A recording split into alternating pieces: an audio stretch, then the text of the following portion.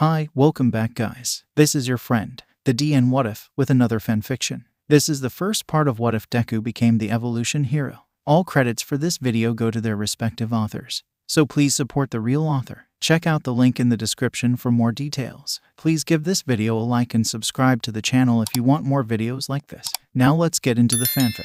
Do you think that this is the place? Asked a police officer as he and the rest of the police force hid within the shadows of the trees. Of course, it is. How many laboratories in the mountains do you know? Replied another police officer in a sarcastic tone of voice. Silent, you too. Do you want Professor Jens to find out he has uninvited guests? Asked a senior police officer in an angry tone of voice, causing the first two officers to apologize to him. To understand what is happening at this point, the police force and a handful of pro-heroes are outside a laboratory that is owned by a person called Jens Ren, a former scientist that works for the government before being fired for doing illegal practices. However, despite being fired by the government, there's been rumors that Professor Jens has still been doing illegal practices, and the police, with the help of the pro-heroes, have spent many years trying to find Professor Jens' laboratories. The breakthrough with their search took the form of a pro-hero finding an android owned by Professor Jens, which a specialist team managed to scrape some information out of the android and found out that Professor Jens has a laboratory within the mountains. So, with the police force and a group of pro-heroes that the government believed to be suitable for the mission,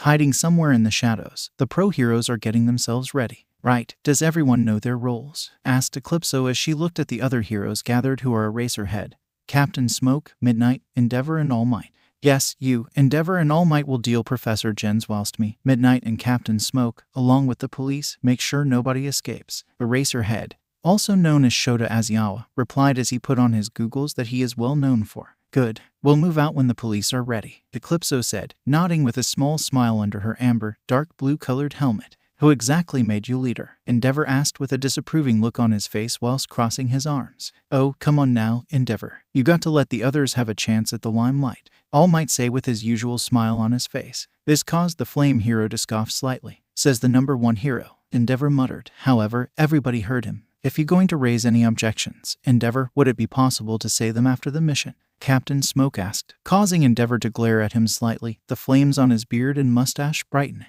I'll remain silent, Captain Smoke said in a nervous tone of voice. It was then that rustling can be heard in the bushes, causing the pro-heroes to look in the direction to see a police officer emerging out of the trees. We're prepared for the assault, the police officer said, causing the pro-heroes to nod their heads. Time to get things started then, All Might said as he stretched his arms slightly. However, Eclipso frowned at him. She is one of the few people that knows about the injury that the number one hero received from his battle with All For One. Why did Grand Torin allow Toshinori on this mission? It's been like 3 months since Toshinori had his surgery. Is he able to fight? Eclipso thought, referring to All Might's homeroom teacher. Ready to move out when you feel like it, officer, Midnight said, causing the police officer to nod his head. Deep within the laboratory, a man in his 30s with matching blue hair and eyes that a snake-like, wearing a lab coat is sitting in front of computer.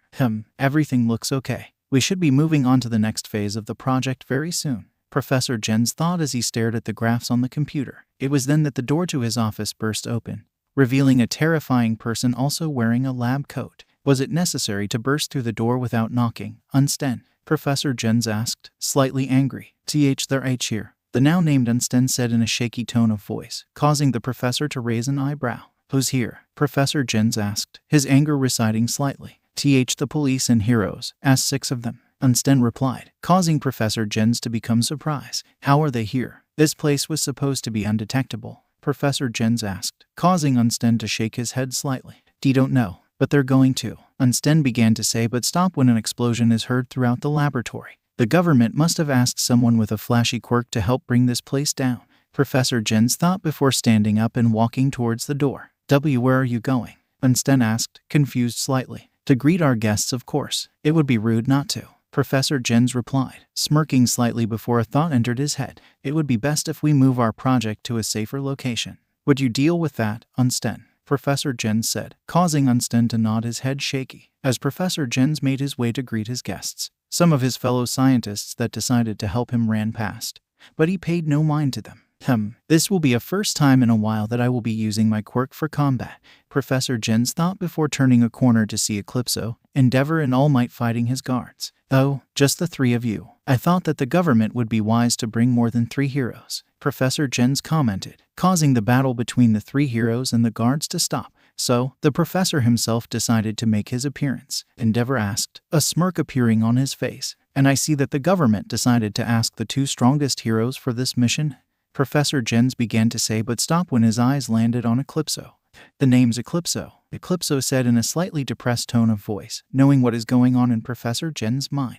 I've heard of you, but never seen any footage of you, Professor Jens said in a thoughtful tone of voice. Give up, Jens Ren. Your time of doing illegal practices is over, All Might exclaimed, but Professor Jens remained calm. And what happens if you take me down? My fellow scientist will continue my work, Professor Jens asked, a small grin appearing on his face. Do you think that we're the only ones? Eraserhead, Midnight and Captain Smoke are taking care of the rest, All Might explained with a smile on his face. Professor Jens closed his eyes slightly before taking a deep sigh. Well then, I guess that I have to escape then, Professor Jens said before suddenly his skin turned into that of a snake and fangs appeared out of mouth. I've read about your quirk, Snake. It just gives her the abilities of a snake, Eclipso explained as she eyed Professor Jens' snake form. You indeed did your homework, Eclipso. But my quirk also gives me the agility of a snake, Professor Jens replied in a raspy tone of voice before suddenly dashing towards Eclipso. The amber-masked hero just had time to raise her arms to block one of Jens' clawed hands. However, the impact did cause her to be sent flying. Eclipso, All Might called, becoming worried slightly as he watched the female heroine get slammed into a wall. You should be more worried about yourself, All Might, Jens said, smirking slightly as he took out a remote of some sort of out of pocket and press a button, causing robots to appear. All Might, Endeavor, you two deal with the robots whilst I take on Professor Jens, Eclipso said as she got herself out of small dent on the wall that was created by the impact. Don't order me about women, Endeavor said as he turned around to face the robots. However, a smirk is present on his face as the flames grew hotter around him. Texas Smash, All Might exclaimed before throwing a punch, causing a massive wind pressure to rush past the robots. However, the robots only skid before stopping, mostly unharmed except for a few dents in the armor plating. These robots are heavier than they look, All Might said with an interested expression on his face. Well then, let's see how they can manage against my flames, Endeavor said before sending out a wave of fire towards the robots. Apart from the armor plating blackened, the robots look fine.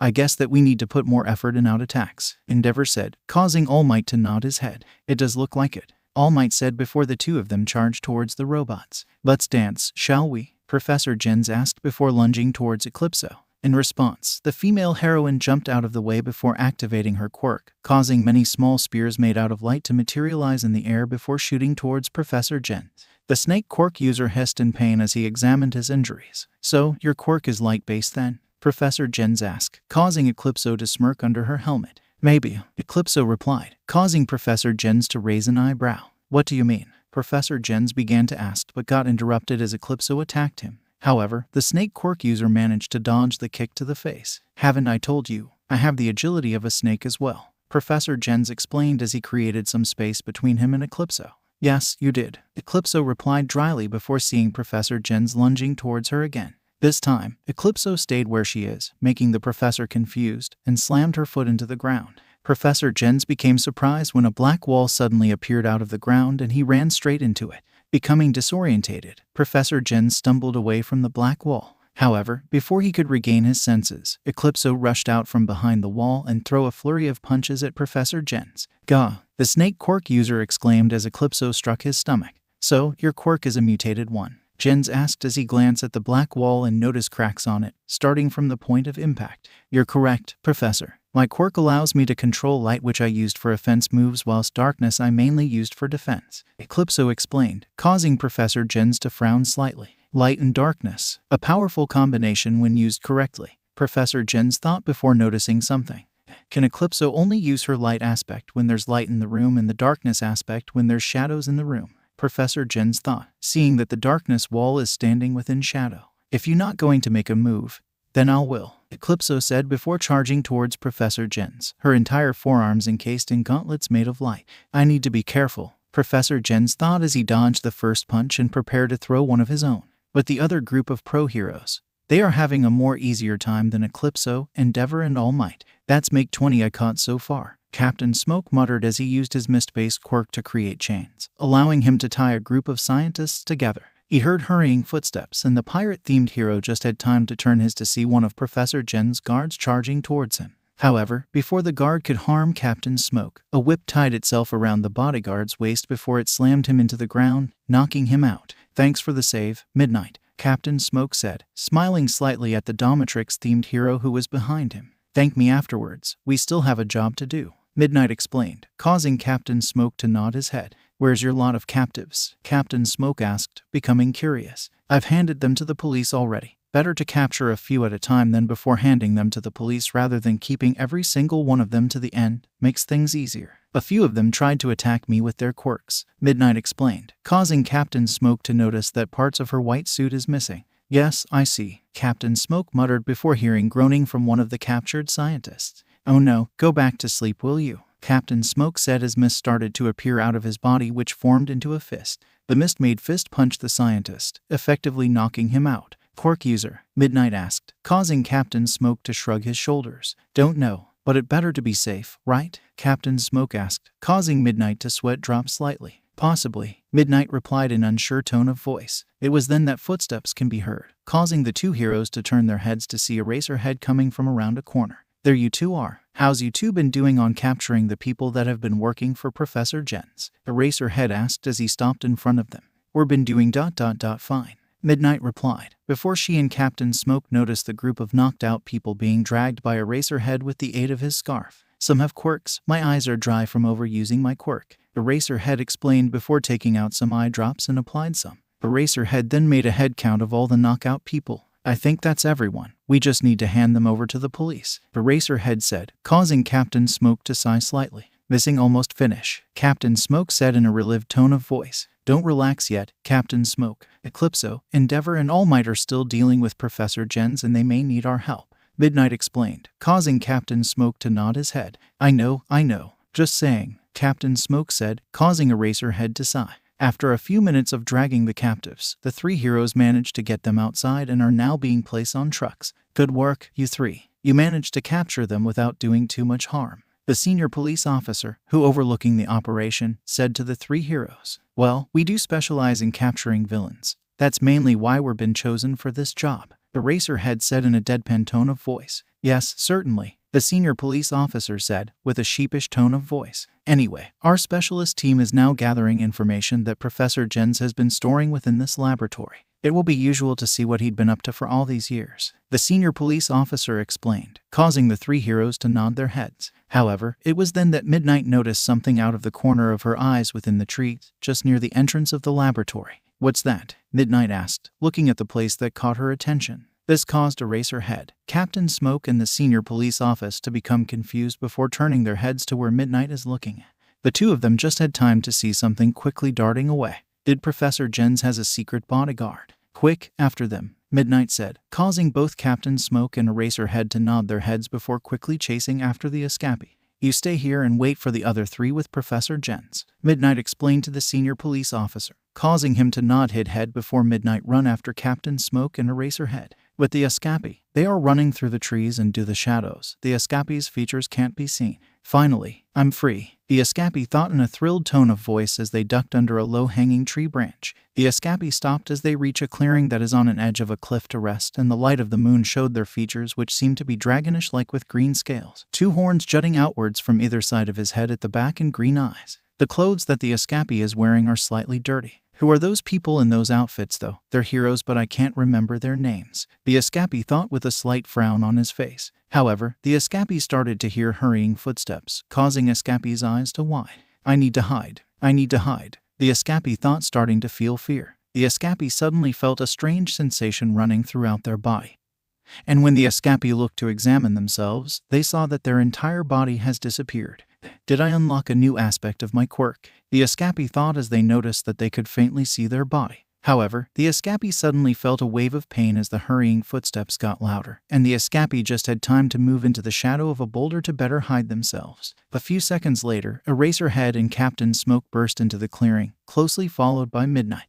"Wow, they sure can run fast," Captain Smoke said, smiling slightly under his skull-like mask. "Keep your guard up. They may be waiting for a sneak attack," Eraserhead said, glancing around. "Do they think that I'm a villain?" the escapee thought, becoming scared slightly. If they have enough stamina to run this far. I wonder how much stamina they will have if I do a little torture on them," Midnight wondered, licking her lips slightly. Midnight, can you please keep your thoughts in your head instead of saying them out loud? Captain Smoke asked with a slightly disturbed look under his mask whilst Eraserhead sighed. The Escapi suddenly became more scared. It was then that more hurrying footsteps can be heard, causing the three heroes and the Escapi to turn their heads to see the other three heroes arriving. We got the message from the police office that you spotted someone escaping the scene, Endeavor said as he, Eclipso and All Might approached Midnight. Eraserhead and Captain Smoke. Thank you for coming here as fast as possible. We have no idea what we could be up against, Eraserhead said, causing the Flame Hero to nod his head. Did you have a good look at what this person looks like?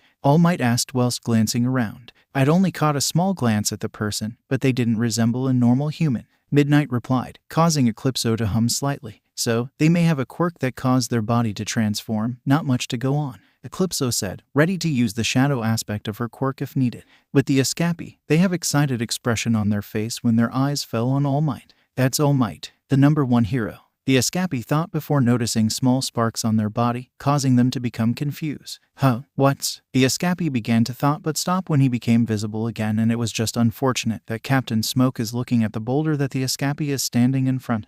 I spotted them, Captain Smoke exclaimed before using his quirk to create smoky chains that wrapped around the Escapi's body. Caught you, villain, Captain said with a victorious smirk behind his smirk. Well done, Captain Smoke. They may be useful in gaining more information, Endeavor said, a smirk present on his face. However, Eclipso has a frown on her face as she notices something. How old are you, Escapi? Eclipso asked, saying the last part uncertainly. This caused the others to become confused. What do you mean, Eclipso? Oh, Midnight asked before realizing that the Escapi has a small body. And 9. The Escapi replied in a scared tone of voice, revealing that they are male. This caused all the heroes to become shocked. What is your connection with Professor Jens? Eraserhead asked, gaining the feeling that something isn't what they thought it is. A project that the Professor has been working on. The Escapi, causing the 6 heroes to become surprised slightly. Is that a quirk that alters your body or a transformation quirk you possess? Eclipso asked as she examined the dragon body, and for some reason, the Escapi's voice sounds familiar to her for some reason. A transformation quirk, I think, the Escapi replied, causing the heroes to glance at each other confusedly. Can you undo your transformation? If you say it is, All Might asked, trying to get the Escapi to feel at ease. The Escapi nodded his head before the dragon-like body started to disappear, revealing a 9-year-old boy with dark green hair. Eclipso's eyes widen when she recognizes the boy. Izuku, is that you? Eclipso asked in a shocked tone of voice, causing everyone else to become confused. Do you know the boy, Eclipso? Eraserhead asked with a raised eyebrow, but Eclipso didn't reply as she started to approach the possible named Izuku. Hold on, Eclipso. You need to cautious, Captain Smoke said, but like with Eraserhead, Eclipso ignored him.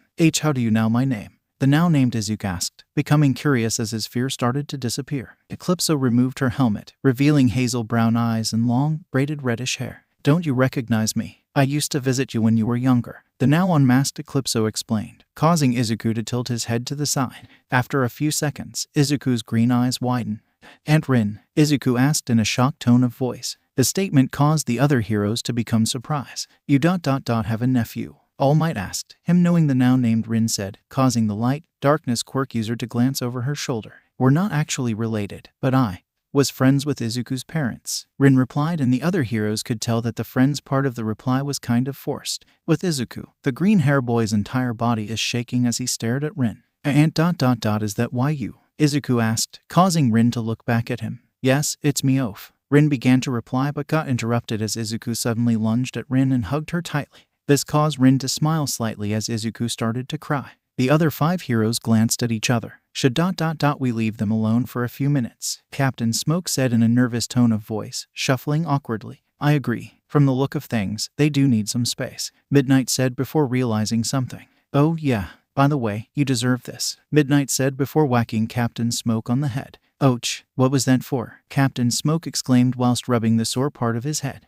That's for calling the child a villain, Midnight explained, causing Captain Smoke to freeze slightly. Oh yeah Captain Smoke replied before starting to feel depressed. This caused All Might to chuckle slightly whilst Endeavor just sighed slightly. With Eraserhead, the quirk erasing hero is frowning slightly. Excuse me, Eraserhead began to say as he began to approach Rin and Izuku. This caused the both of them to look up. How long were you held captive by Professor Jens? Eraserhead asked, causing Izuku to gain a slightly nervous look on his face. Eraser, don't you think that now's not the right time to be asking Izuku questions? Rin asked, having the feeling that the young boy in her arms have been through a lot.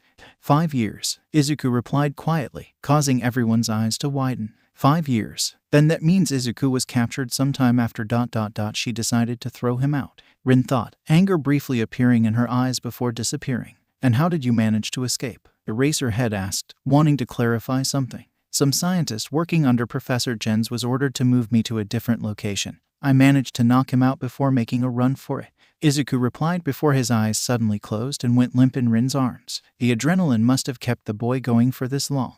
Midnight said in a thoughtful tone of voice. Why were you asking how he'd escape? Eraserhead. All Might asked, becoming curious. Whilst I was rounding up some scientists and bodyguards, I came across an already knocked out scientist with the name Austin on his name badge. Lying beside him was a syringe where some of the stuff inside it is missing. Probably a sleeping drug of some sort, Eraserhead explained, causing All Might to nod his head. So, this young boy managed to knock out a fully grown man. Interesting. Endeavor muttered in a thoughtful tone of voice. Let head back now, our mission is complete, Rin said as she put her helmet back on and carried Izuku in both arms. I'm so glad. After so many years of searching I've finally found you, Izuku, Eclipso said with a smile on her face as she and the other 5 heroes made their way back to the police. It's been 2 days since the assault mission on Professor Jens' laboratory. Rescue mission and Izuku has been placed in a hospital. Rin started to become worried when Izuku hasn't woken up, but the doctor in charge of looking after Izuku said that, like what Eraserhead said, the sleeping drug used on Izuku is a powerful one, stating that if Izuku have taken a full dosage from the syringe, then he would have been knocked out for a long period of time. Currently, the heroes that took part in the mission are in a meeting with the government along with the principal of Yuahai, a mouse, dog, bear person called Nezu. Now then, let's begin the meeting then, the chairperson said, causing the gathered people to murmur in agreement.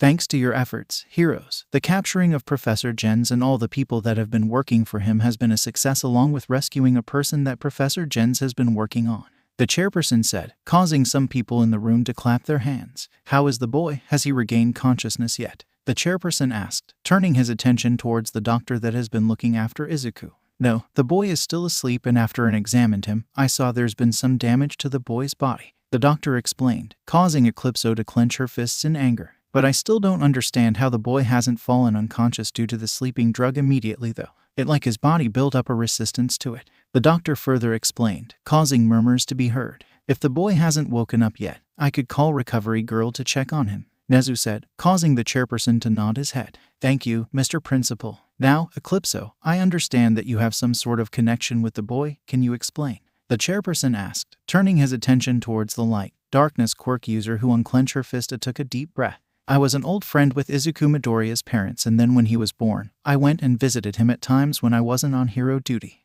He was such a cute boy, Eclipso said, smiling at the last part, causing everyone in the room to chuckle slightly, making Eclipso blush slightly. You said you was friends with the boy's parents. What happened to them? The chairperson asked, and a slightly angry look appeared on Eclipso's face. I stopped seeing Izuku's parents after they decided to get rid of him for being quirkless, Eclipso replied, causing everybody in the room to gain different reactions. Some people become angry that the boy's own parents just decided to get rid of their own child, whilst the others became confused. The chairperson ruffled his notes, but in the report, it said that the boy has a possible transformation quirk. The chairperson said as a frown appeared on Eclipso's face. That is something I still don't understand. Izuku didn't manifested a quirk at the usual age of 4, Eclipso explained, causing some people to glance at each other. He could be a later bloomer, or Professor Jens could have did some experimenting on him, Eraserhead suggested, causing people to murmur in the room. There has been rumors that Professor Jens has been trying to create artificial quirk users. We won't know anything if we don't look at information that we gained from the laboratory. I assume that you are allowing us to see it, Endeavor asked, looking at the chairperson with a frown on his face. Certainly, Endeavor, the chairperson said before gesturing to a black-suited man who has an iPad in his hands. The information gained from the laboratory mostly talks about a project called Project Evol, the black-suited man explained, causing slight confusion to appear in the room. Evol, short for evolution, Eclipso thought with a small frown on her face. The entries are written by Professor Jens and has been written across the span of 5 years, the black-suited man explained, causing the chairperson to nod his head, indicating the black-suited man to carry on. Entry 1. The capturing on Izuku Midori went far more smoothly than I thought it would be, being thrown out by his own parents for being quirkless. That part still confuses me. Why did Master Xander wanted me to experiment on the boy is a complete mystery. The only piece of information I've got from Master Xander is to draw out his full potential. The black-suited man read the first entry, causing the room to start buzzing with talk. So the kidnapping of the boy wasn't random and Professor Gens is working for someone at the time. This is troublesome, Nezu said, causing everybody in the room to agree with him. Entry 2. It's been a week since kidnapping Izuku Midoriya and nothing interesting has come up, but Master Xander said that I need to be patient and have faith in him. The black-suited man continued to read, causing the room to curious. Entry 3. After another 2 weeks. Something happened at last. I let Izuku Midoriya make contact with a deadly poison that would surely kill him. Professor Gens did what? Eclipso exclaimed, interrupting the black-suited man as the light, darkness quirk user stood up, fury in her eyes. Please calm down, Eclipso. This part sounds important, Captain Smoke said in a calm tone of voice, causing Eclipso to look at him, still with fury in her eyes. After a few seconds, Eclipso let out a big sigh and sat back down. Instead of killing him, Izuku Midoriya's quirk manifested, causing him to undergo a transformation and becoming resistant to the poison. But I don't understand the sudden transformation of his body. I haven't found any link with the poison resistance at all. When I asked Master Xander about this, he just said to focus on improving his newly awakened power. The black-suited person continued, causing everyone to look at each other. Did you saw Midoriya's transformed state when you encounter him? The chairperson asked, looking at the heroes that were on the mission. Yes, it was dragon-like with dark green scales, the color probably due to his hair color. Midnight began to say before a thought entered her head. Midnight, is there something wrong? The chairperson asked, looking at the black-hair heroine. Well, Midoriya somehow gained the ability to turn invisible when we were chasing after him. Midnight replied, causing everybody to become curious. We better carry on with hearing the entries, we could find some clues in there. Eraserhead suggested, causing everybody to nod their heads. Entry 4. After more testing, I discovered that Midoriya's quirk allows him to evolve his body to suit the environment he's in, such as when we place him in a room with extreme heat. His scales will turn rock-like to reflect the heat, or placing him in a room with extreme cold temperatures will cause him to grow fur. However, he can only keep one change at a time. The black-suited man read out, causing everybody to become impressed. That's a useful quirk, All Might said, causing everybody in the room to agree with him. Entry 5. I've hit a problem. The changing rate that Midoriya's quirk can undertake is slow. Since Master Xander is away most of the time, I can't get any advice from him. So, I have to increase the changing rate by force, the black-suited person said, causing the people to gain disapproving looks on their faces. Forcing newly awakened quirks is extremely dangerous. I thought that some like Professor Gens would know that. Eraserhead with arms crossed, causing everyone to nod their heads. Entry 6. Master Xander is pleased with the growth of Midoriya's quirk that have taken of the course of the years, and he told me that Project Evolve is almost ready for the next phase. That's all the entries that Professor Gens has written. The date shows that it was a few days before assault. The black-suited man explained, causing the chairperson to nod his head. Thank you, Mr. Rico, the chairperson said as he focused his attention back to the other people in the room. We're still in the dark though, especially with this second phase that Professor Gens mentions in this Master Xander character, Endeavor said, causing everyone to nod their heads. Let's discuss the things that we know so far, such as Midoriya's evolution quirk, Principal Nezu said, causing people to murmur in agreement. From what Professor Gens has written down, young Midoriya has free control over what changes he could make, and I'm guessing that the change will disappear when Midoriya undergoes a new evolution. Midnight suggested in a thoughtful tone of voice. It could also explain how he turned invisible. Young Midoriya could have evolved his body to turn invisible, All Might suggested, causing some people to frown slightly. Do you think it more like camouflaging? Turning invisible doesn't seem to sound right with evolution, Eraserhead pointed out, causing All Might to gain a thoughtful look on his face before nodding his head slightly. But what sort of effect will these evolutions have on Midoriya's body? I doubt that by now Midoriya's quirk is stable, Midnight said, causing the people in the room to murmur. We certainly need to do some tests when Midoriya wakes up to see how stable his quirk is, Principal Nezu said, causing everybody to nod their heads in agreement. So, what about this Xander character? From what I could tell, he is the one who is mainly in charge of Project Evolve, Endeavor asked, causing everyone to nod their heads. Indeed, but from what Professor Gens has written down, Mr. Xander hasn't told him everything, just the pieces that are needed for this project, the chairperson said whilst clasping his hands together. I guess that Xander knows something about Midoriya that he doesn't want Professor Gens to know, probably wanting to keep it a secret in case the professor gets captured, Eraserhead said, causing the room to become silent.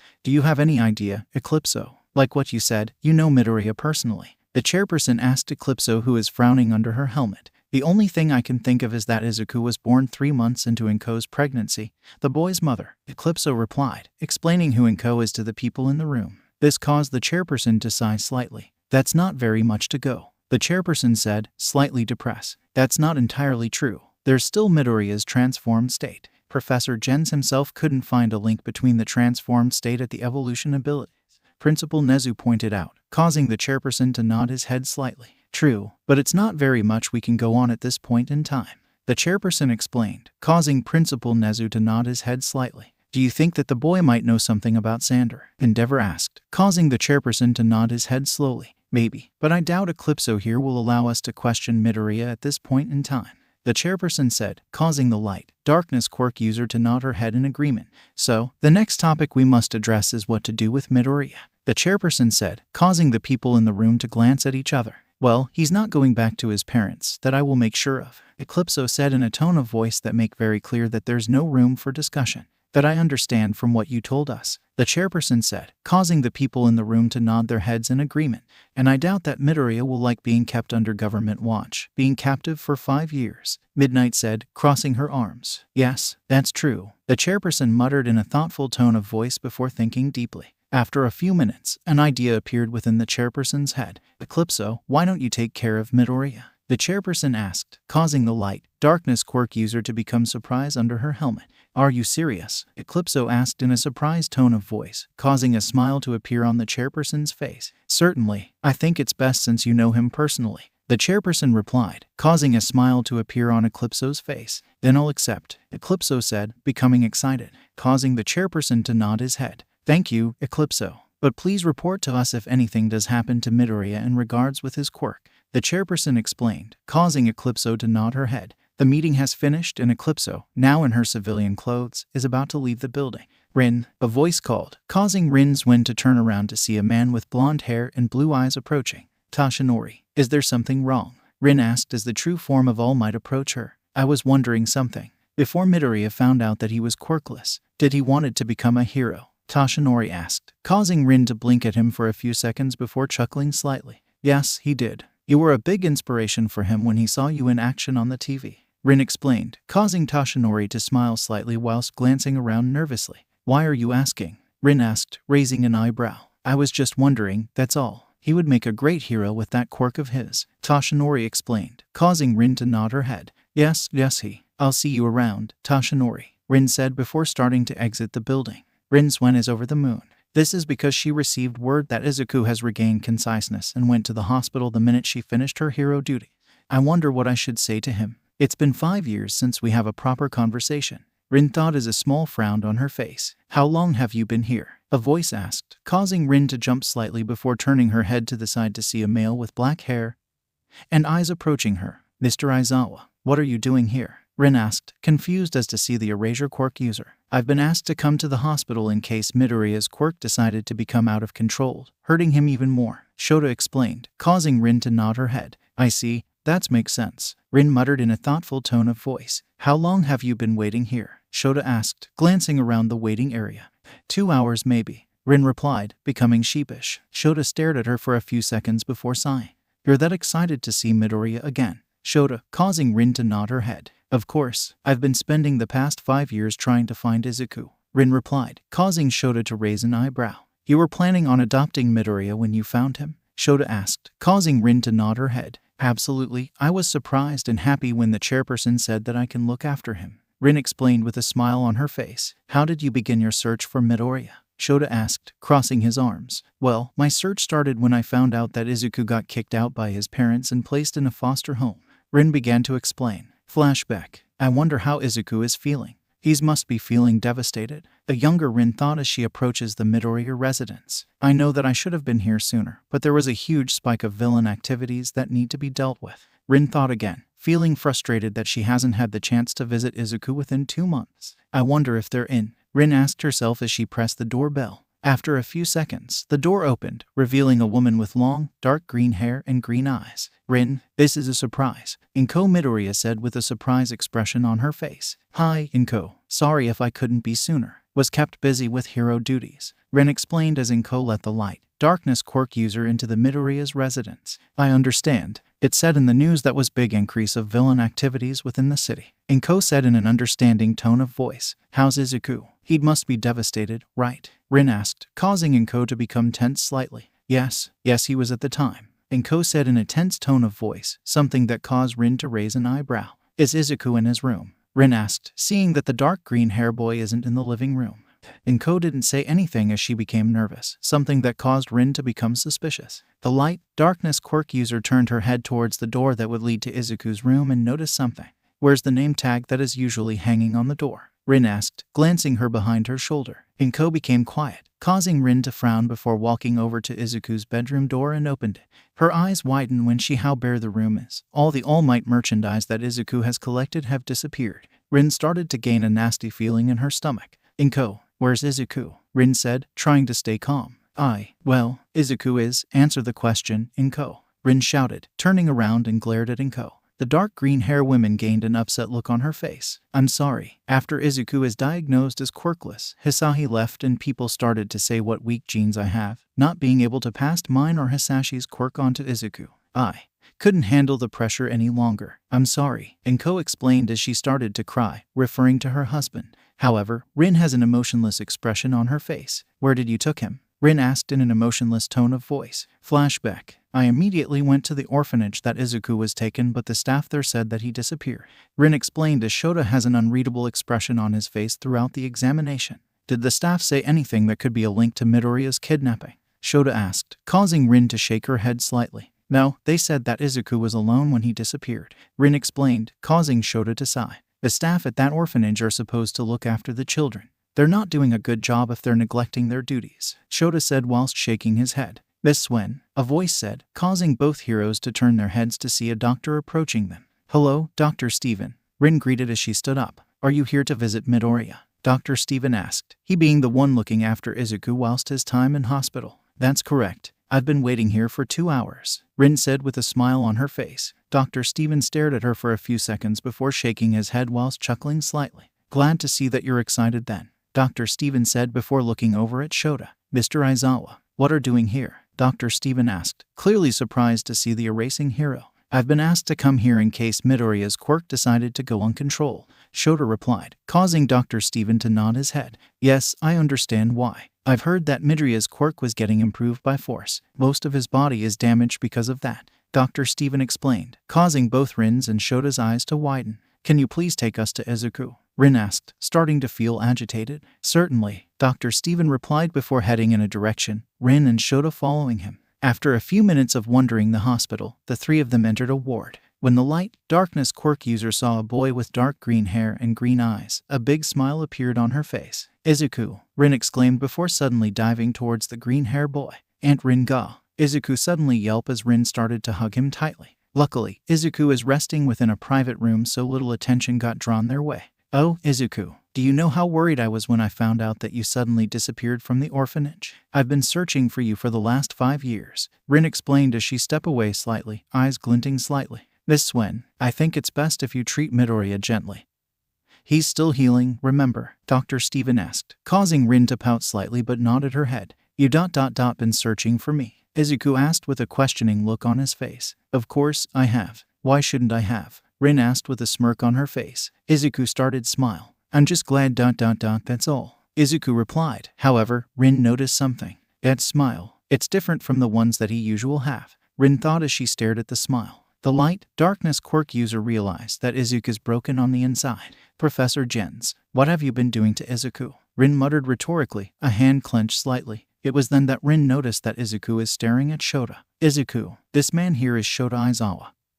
He's also known as the Hero Eraserhead. Rin introduced Izuku to Shota, causing the green hair boy's eyes to widen. I've heard about you. Your quirk allows you to remove the quirk of anyone in your line of vision, Izuku said, and for the first time, Shota smirked slightly. You certainly know your stuff, kid. Despite being held captive for 5 years, Shota said, however, this caused Izuku to feel depressed. I've heard people at the laboratory speaking about you, Izuku explained as Rin glared at Shota, causing the erasing hero to take a step back slightly. The light, darkness quirk user took a deep breath to calm herself down and turned back to look at Izuku. How are you feeling, Izuku? Rin asked as she notices the bandages on Izuku's body. I'm feeling okay, just a few pains here and there, Izuku replied, causing a smile to appear on Rin's face. That's good to hear, Rin said before taking a deep breath, knowing what the next question she would ask will be hard for the young boy. Izuku, what happened to you on the day that you got kidnapped? Rin asked, causing Shota and Dr. Stephen to glance at her slightly.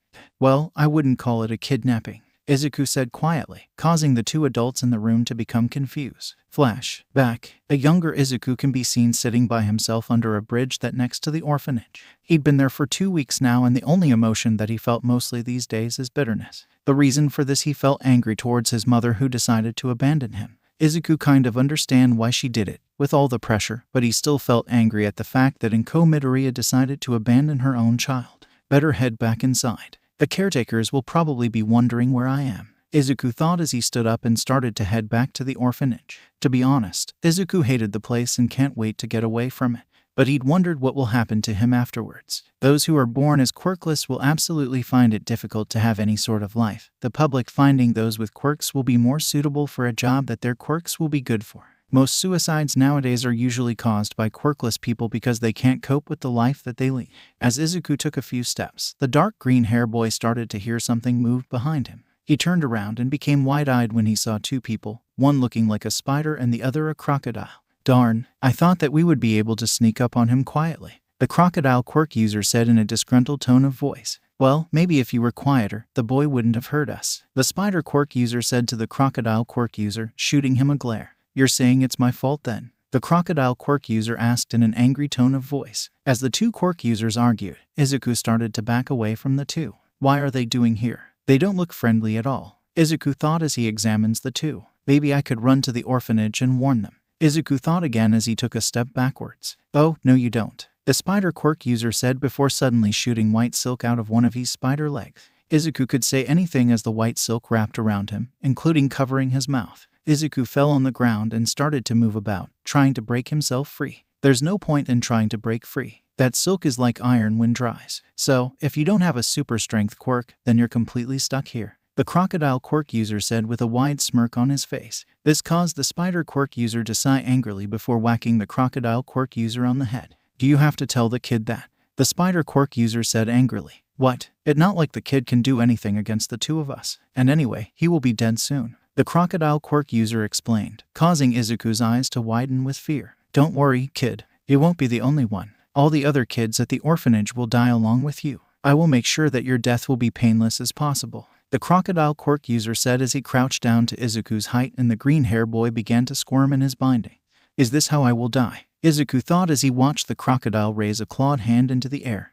But then again, what's the point of living if I'm quirkless? I will be completely useless, just like what Kaken always said, Izuku thought, thinking about his former friend. Izuku relaxed and closed his eyes, waiting for the crocodile quirk user's clawed hand to take his life. Gah! The spider quirk user suddenly exclaimed. This caused Izuku to open his eyes and the crocodile quirk user to turn his head to see the spider quirk user slumped against the wall where some of the stones is cracked slightly. Standing in the place when the spider quirk user was previously is a man with short, dark brown hair and indigo eyes. His right leg is in the air, indicating that he kicked the spider quirk user into the wall. GZZZZ. Villains these days are sure lacking in confidence, deciding to kill children, the indigo eyes man said with a small smirk on his face. Why you? The crocodile quirk user exclaimed in an angry tone of voice before lunging at the man. However, the indigo eyes male quickly moved out of the way and elbowed the crocodile quirk user in the back when he passed him. The crocodile stumbled slightly before falling onto the ground just as the spider quirk user regained consciousness. Hozo, the spider quirk user exclaimed before shooting silk at the indigo male. However, the spider quirk user, the now named Hozo, and Izuku became shocked when a dark indigo aura covered the indigo eyes male's hand before swiping it towards the silk, completely destroying it. Why you're a quirk user? The spider quirk user exclaimed in a shocked tone of voice. The question caused the indigo eyes male to hum slightly. Maybe, the indigo eyes male replied whilst smirking. It doesn't matter if you're a quirk user or not. Like get him, Lozo, Hozo said to the now named Lozo, causing him to nod his head in agreement before the two of them lunged at the indigo eyes man. Both quirk users draw their hands back, ready to punch the indigo male. However, the indigo eyes male easily caught their fists, causing Hozo and Lozo to become shocked. Come on, now, surely you can do more than that, the indigo male asked mockingly, causing both animal quirk users to growl in anger. Who is this guy? A hero, Izuku thought, still tied up, as he watched the Indigo Eyes male fought Hozo and Lozo with ease. After a few minutes, both Hozo and Lozo are beaten badly and panting heavily. I must admit, you two sure put up a better fight than I expected, the Indigo Eyes male commented, examining himself and saw his damaged clothes small scratches. But then again, if I had my full power available, then that would be different story, the Indigo male said, causing Hozo's, Lozo's and Izuku's eyes to widen with shock. Though Lozo, I think best if we see scram, Hozo said in a shaky tone of voice, dread entering the crocodile quirk user's body. Why yeah, the spider quirk user agreed, also in a shaky tone of voice. The both of them turned around and were about to leg it but stopped when two hands grabbed them by their shoulders. Really now, do you really think that it is wise decision to turn your back on the enemy? The Indigo Eyes male asked, a smirk appearing on his lips. Before the two quirk users could do anything, the Indigo Eyes male turned them around sharply and with both of his fists getting covered with a dark indigo aura again and punched the two of them in the stomach. Hozo and Lozo both cough up blood as the two of them stumbled backwards. What the heck are you? Hozo asked, gaining a strange feeling in his stomach from where the Indigo Eyes male punched him. You don't need to know actual, the Indigo Eyes male replied before the dark indigo aura around his hands grew bigger and he'd throw the now spheres of dark indigo aura at Hozo and Lozo, causing the both of them to be consumed by the dark indigo aura like fire, and the two of them to shriek in pain. Izuku's eyes widen in horror as he watched Hozo's and Lozo's body disappearing. The Indigo Eyes male stared at the place where the two quirk wielders were before letting out a deep sigh. Finally, those two are out of the way, the Indigo Eyes male said before turning around and looked down at Izuku. The dark green hair boy started to shuffle backwards and try to make noise, attempting to call someone. Calm down, would you? At least until I can uncover your mouth, the Indigo male said as he crouched down to Izuku's height, causing the dark green hair boy to become confused slightly. One of the Indigo Eyes male's hands started to gain a faint dark indigo aura which he placed on the silk that covers Izuku's. Izuku felt the silk disappearing. He became curious about the dark indigo aura. Curious about this, the Indigo Eyes male asked, noticing that Izuku is staring at the dark red aura. The Indigo Eyes male chuckled slightly when Izuku jumped slightly. This energy is similar to that of a black hole, young Midoriya, the Indigo Eyes male explained, causing Izuku to nod his head slightly before realizing something. How do you know my name? Izuku asked, speaking for the first time, causing the Indigo Eyes male to smile slightly. I know a few things about Izuku Midoriya, such as you being sent to this orphanage because your mother could handle the pressure of having a child that, in today's society, is considered disabled, the Indigo Eyes male said, and a frown appeared on Izuku's forehead. Oh yeah, I haven't told you my name. My name is Xander Crom, the now named Xander said, causing Izuku to nod his head. Xander then glanced towards the orphanage. You know, the caretakers will be wondering where you are at this point, Xander commented, causing a scowl to appear on Izuku's face. Now, you don't need to give me that look. I know that you absolutely hate the place. You may be wondering why I came here, Xander asked, causing a confused look to appear on Izuku's face. Didn't you just happen to see those two quirk users trying to kill me? Izuku asked, causing Xander to chuckle slightly. No, that was just coincidental. The real reason I came here is to take you away from this place, Xander said, causing Izuku to stare at him with eyes full disbelief. Yes, you have so much potential, young Izuku, Xander said before placing a hand on Izuku's forehead. The next thing that Izuku knew of falling into darkness. Flashback. The next thing I knew is being at that laboratory and being experimented on. Izuku finished explaining and Rin and Shota glanced at each other with knowing looks. Is there something wrong? Izuku asked, tilting his head to the side as he noticed the looks. It's nothing for yourself to worry about, kid. But some of the files that we retrieved from the laboratory did mention someone called Xander. So, you kind of help us with describing him, Shota explained, causing Izuku to smile nervously. Did you happen to see Xander during your time in captivity? Rin asked, becoming nervous slightly as she didn't want to ask Izuku questions. I did see him at times, talking to the professor about my quirk's progress, Izuku explained, causing Rin and Shota to look at each other. How painful is your quirk when you used it? Shota asked, causing a discomfort look to appear on Izuku's face. It's hurt a lot, Izuku replied, causing Rin to feel angry towards Professor Jens. Well, once you're discharged from the hospital, we'll fix that problem so that you can use your quirk without hurting yourself, Rin said with a smile on her face. What will happen to me when I get discharged from the hospital, Aunt? Izuku asked, fearing the worst. From now on, Izuku, you will be living with me, Rin replied as her smile grew bigger. Oh really? Izuku asked in a shocked tone of voice, causing Rin to nod her head. Absolute ga, Rin began to say but exclaimed when Izuku hugged her tightly. Shota looked at the two with a small smile on his face. Line break. Deep within a prison, Professor Jens sat in his cell. Why did I end up like this? If it wasn't him, I wouldn't end up in prison. Professor Jens muttered slightly angrily. Hello, Jens. How does prison life suit you? A voice asked, causing Professor Janus to look up from his cup hands to see a male with dark brown hair and indigo eyes standing on the other side of the bars. Xander, Professor Jens said in a shocked tone of voice. Yep, the one and only, Xander said with a smirk on his face. Oh, smirk all you want. Look at the mess I'm in, Professor Jens said as he stood up and walked over to the bars. That's not my fault. It was your android that led the heroes and police to the laboratory, Xander explained with raised arms in surrender.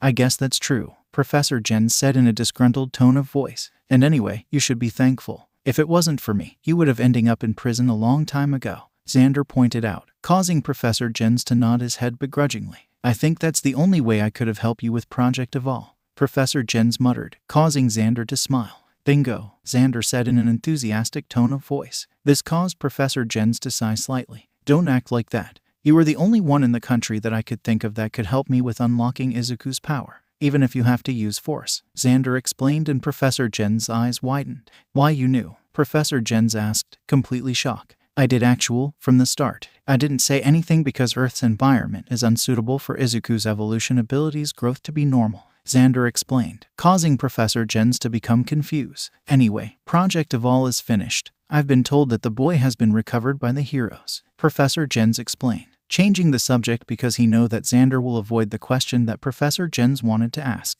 I know, Xander said, causing Professor Jens to raise an eyebrow. You don't seem upset about it, Professor Jens pointed out, causing Xander to shrug his shoulders. Well, young Izuku will need to be trained so that his powers won't hurt him when he uses them, and for the supposed second phase of Project Evolve, I will make sure that that's completed, Xander explained, causing Professor Jens to nod his head. By the way, have you been interrogated yet? Xander asked, causing Professor Jens to shake his head. No, the only pieces of information they will know is the stuff that I've written down, which is vague because you told me to, Professor Jens explained, causing Xander to nod his head. Good, Xander said before suddenly Professor Jens felt a sharp pain in his chest. The professor looked down to see a dagger embedded in his chest. Professor Jens looked up at Xander as pain spread throughout his body. Why? Professor Jens asked weakly. I'm sorry, Professor Jens, but it would be better if I silence you. You know the saying, dead man tells no tales. Thank you, Professor, for all your hard work, Xander said as Professor Jens' eyes closed and he fell onto the ground. Xander stared at the dead body for a few seconds before pulling the dagger out of the professor's chest.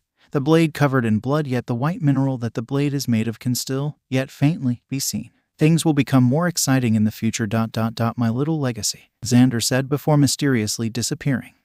It's been 5 years since Izuku has been rescued from Professor Jens' laboratory, and he is slowly getting used to normal life. Like what Rin said, Izuku is being looked after by her, and the dark green hair boy became surprised slightly when he found out that she moved residence. Rin explained to Izuku that she moved sometime after his disappearance from the orphanage, saying that she wanted to get away from the Inkomatori. However, an issue that Izuku encountered is that he's antisocial. He'd figured out that his time being held captive caused him to become distant towards others. Rin hoped that Izuku can overcome this issue, saying that heroes are needed to be social to help the citizens. Speaking about heroes, Izuku's quirk is still causing him pain, and he and Rin have been doing their best in trying to get rid of the pain, but it's a slow process. Another thing that caused the light darkness quirk user to become worried is the nightmares that Izuku suffers on a regular basis. Rin knew that Izuku will suffer from nightmares, but she never knew that it would this bad. She was tempted to get into contact with the R-rated hero, Midnight, whose quirk allows her to put people to sleep, thinking she would be able to stop Izuku from having nightmares. Currently, Izuku is at the National Museum of Science and is in the astrology section, looking at a genuine meteor that some scientists decided to give half of it to the museums. Such a strange interior, Izuku thought as he stared at the whitish metal, crystal-like mineral that were in the meteor, currently being displayed in front of the meteor. Are you interested in the Ruhr meteor as well? A voice suddenly asked, causing Izuku to jump in surprise. Turning around, Izuku's eyes fell on a girl with short, brown hair and matching eyes. Why yes, I am, Izuku replied, stuttering slightly. The brown-haired girl giggled slightly. Hee, sorry for making you jump, the brown-haired girl said with a smile on her face. It's okay, Izuku said, calming down slightly. All right then, the brown-haired girl said before silence descended around the two of them. After a few seconds of silence, Izuku realized something. Have I seen you before? Izuku asked, frowning slightly, and the brown-haired girl tilted her head to the side slightly. Now that you mentioned it, you do look familiar yourself. The brown-haired girl replied as a deep-thinking expression appeared on her face. After a few seconds, something clicked within Izuku's mind. Do you attend Rijin Middle School by any chance? Izuku asked, causing the brown-haired girl to nod her head before her eyes suddenly widened. That's right. You're in a different class as me, the brown-haired girl said, causing Izuku to nod his head as he started to remember. My name is Izuku Swen, by the way. Izuku introduced himself to the girl. It was agreed sometime after Izuku started to live with Rin that the dark green hair boy's surname should be changed. However, Izuku still called Rin Aunt, something that made the light darkness sad slightly. The brown-haired girl started to giggle. What sort of name is Swen? Are you half German? The brown-haired girl asked, still giggling. This caused Izuku to scratch the back of his head. My aunt's half German. Can you please stop giggling? Izuku asked, starting to feel uncomfortable. Sorry, my name is Ochako Uraraka. Nice to meet you, Swen. The now-named Ochako introduced herself to Izuku. Once she stopped giggling with a bright smile on her face. Beautiful, Izuku thought, blushing slightly. So, what are you doing here? Ochako asked, starting up a conversation. Oh, I'm just looking at the Ruhr meteor like what you said. This is my first time seeing it actually. Izuku replied, scratching the back of his head. I've been here before, but I just like to see the meteor, especially those whitish metal-like material. Ochako explained, causing Izuku to nod his head. I know what you mean. They are an interesting mineral, Izuku said before frowning slightly as he stared at the rocks.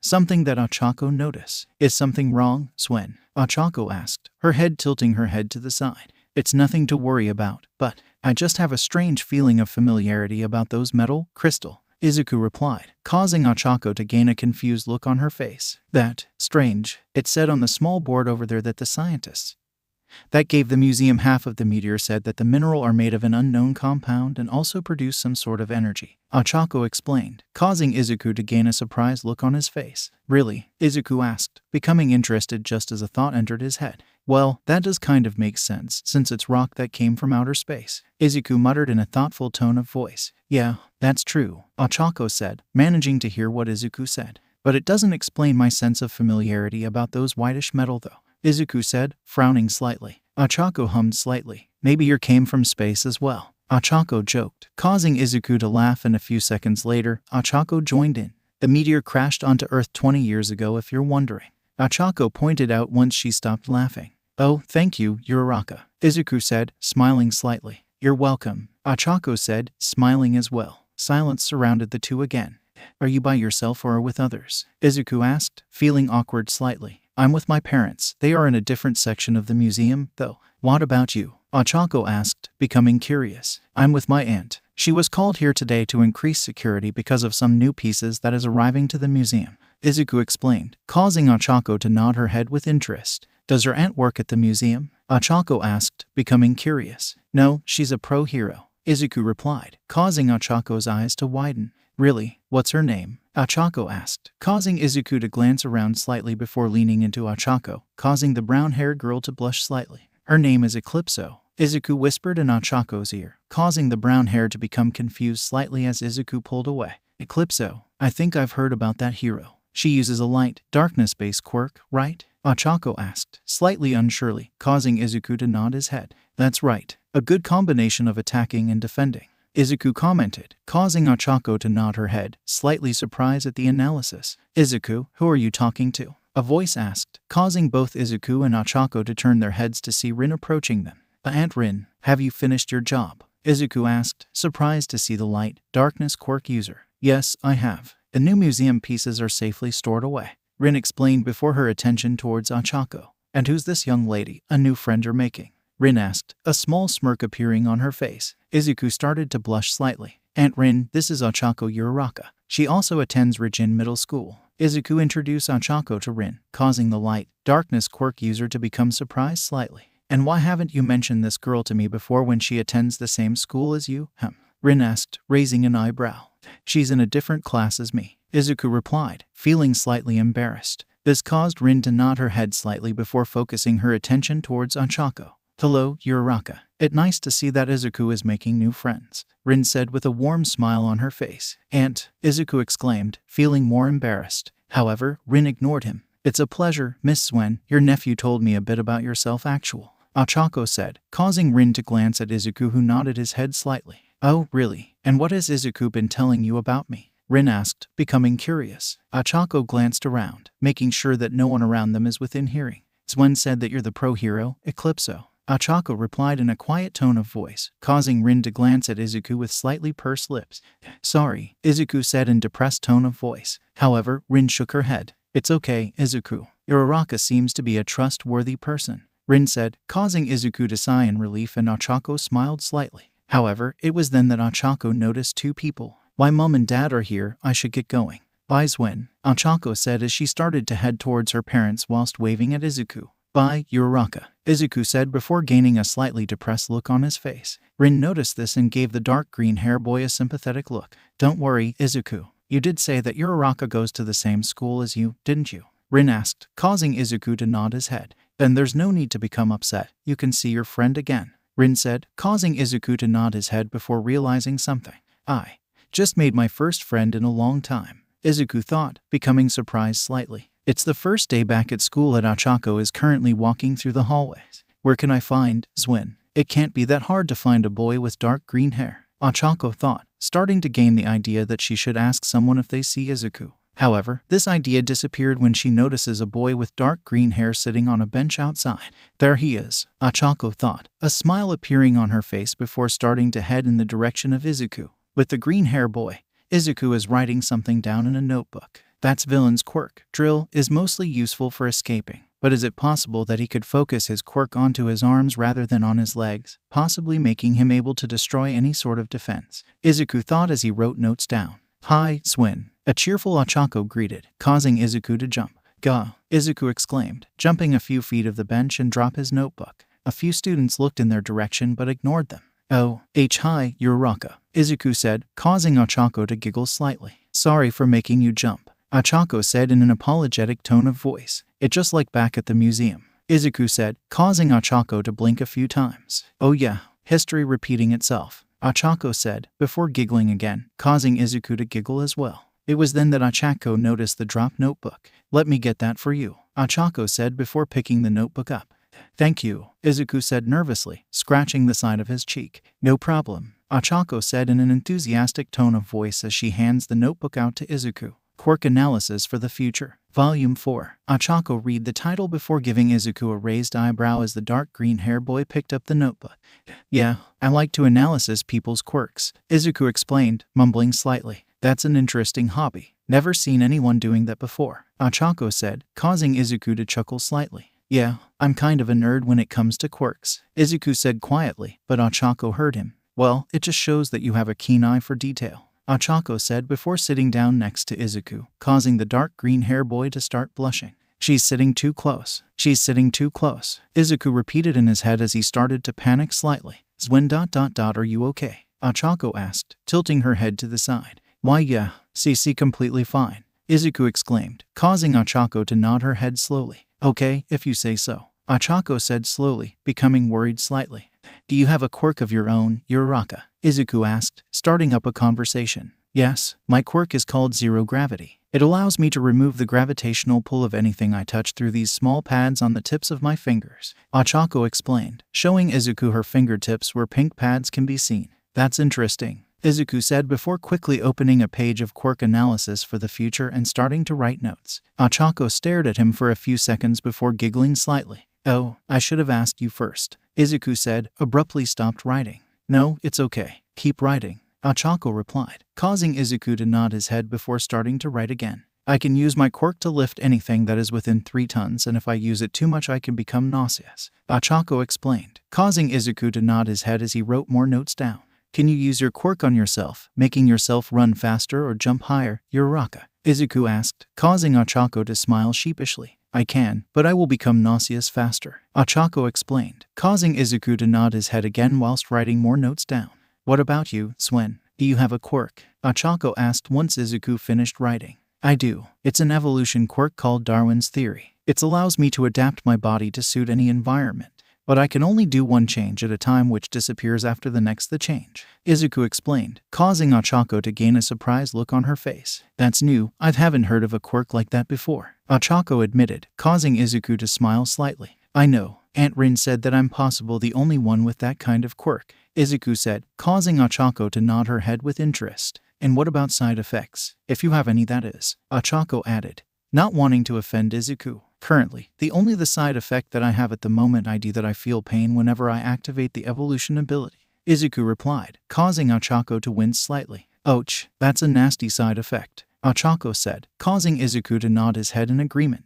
Yes, but I believe that's a temporary side effect, Izuku said, causing Ochako to tilt her head to the side slightly. What do you mean by that? Ochako asked, becoming curious, and Izuku became nervous. Well, the growth of my quirk was forced, Izuku replied, causing Ochako's brown eyes to widen. Forced? What happened to you? Is your aunt strict or something? Ochako asked, becoming shocked. However, Izuku quickly shook his head. My aunt got nothing to do with forced part. It's kind of personal, Izuku said, starting to become nervous again. Okay, Ochako said, not wanting to push Izuku for answers. However, it was then that Ochako realized something. What do you mean by whenever I activate my evolution ability? It sounds like there's more to your quirk, Ochako pointed out, causing Izuku to freeze slightly.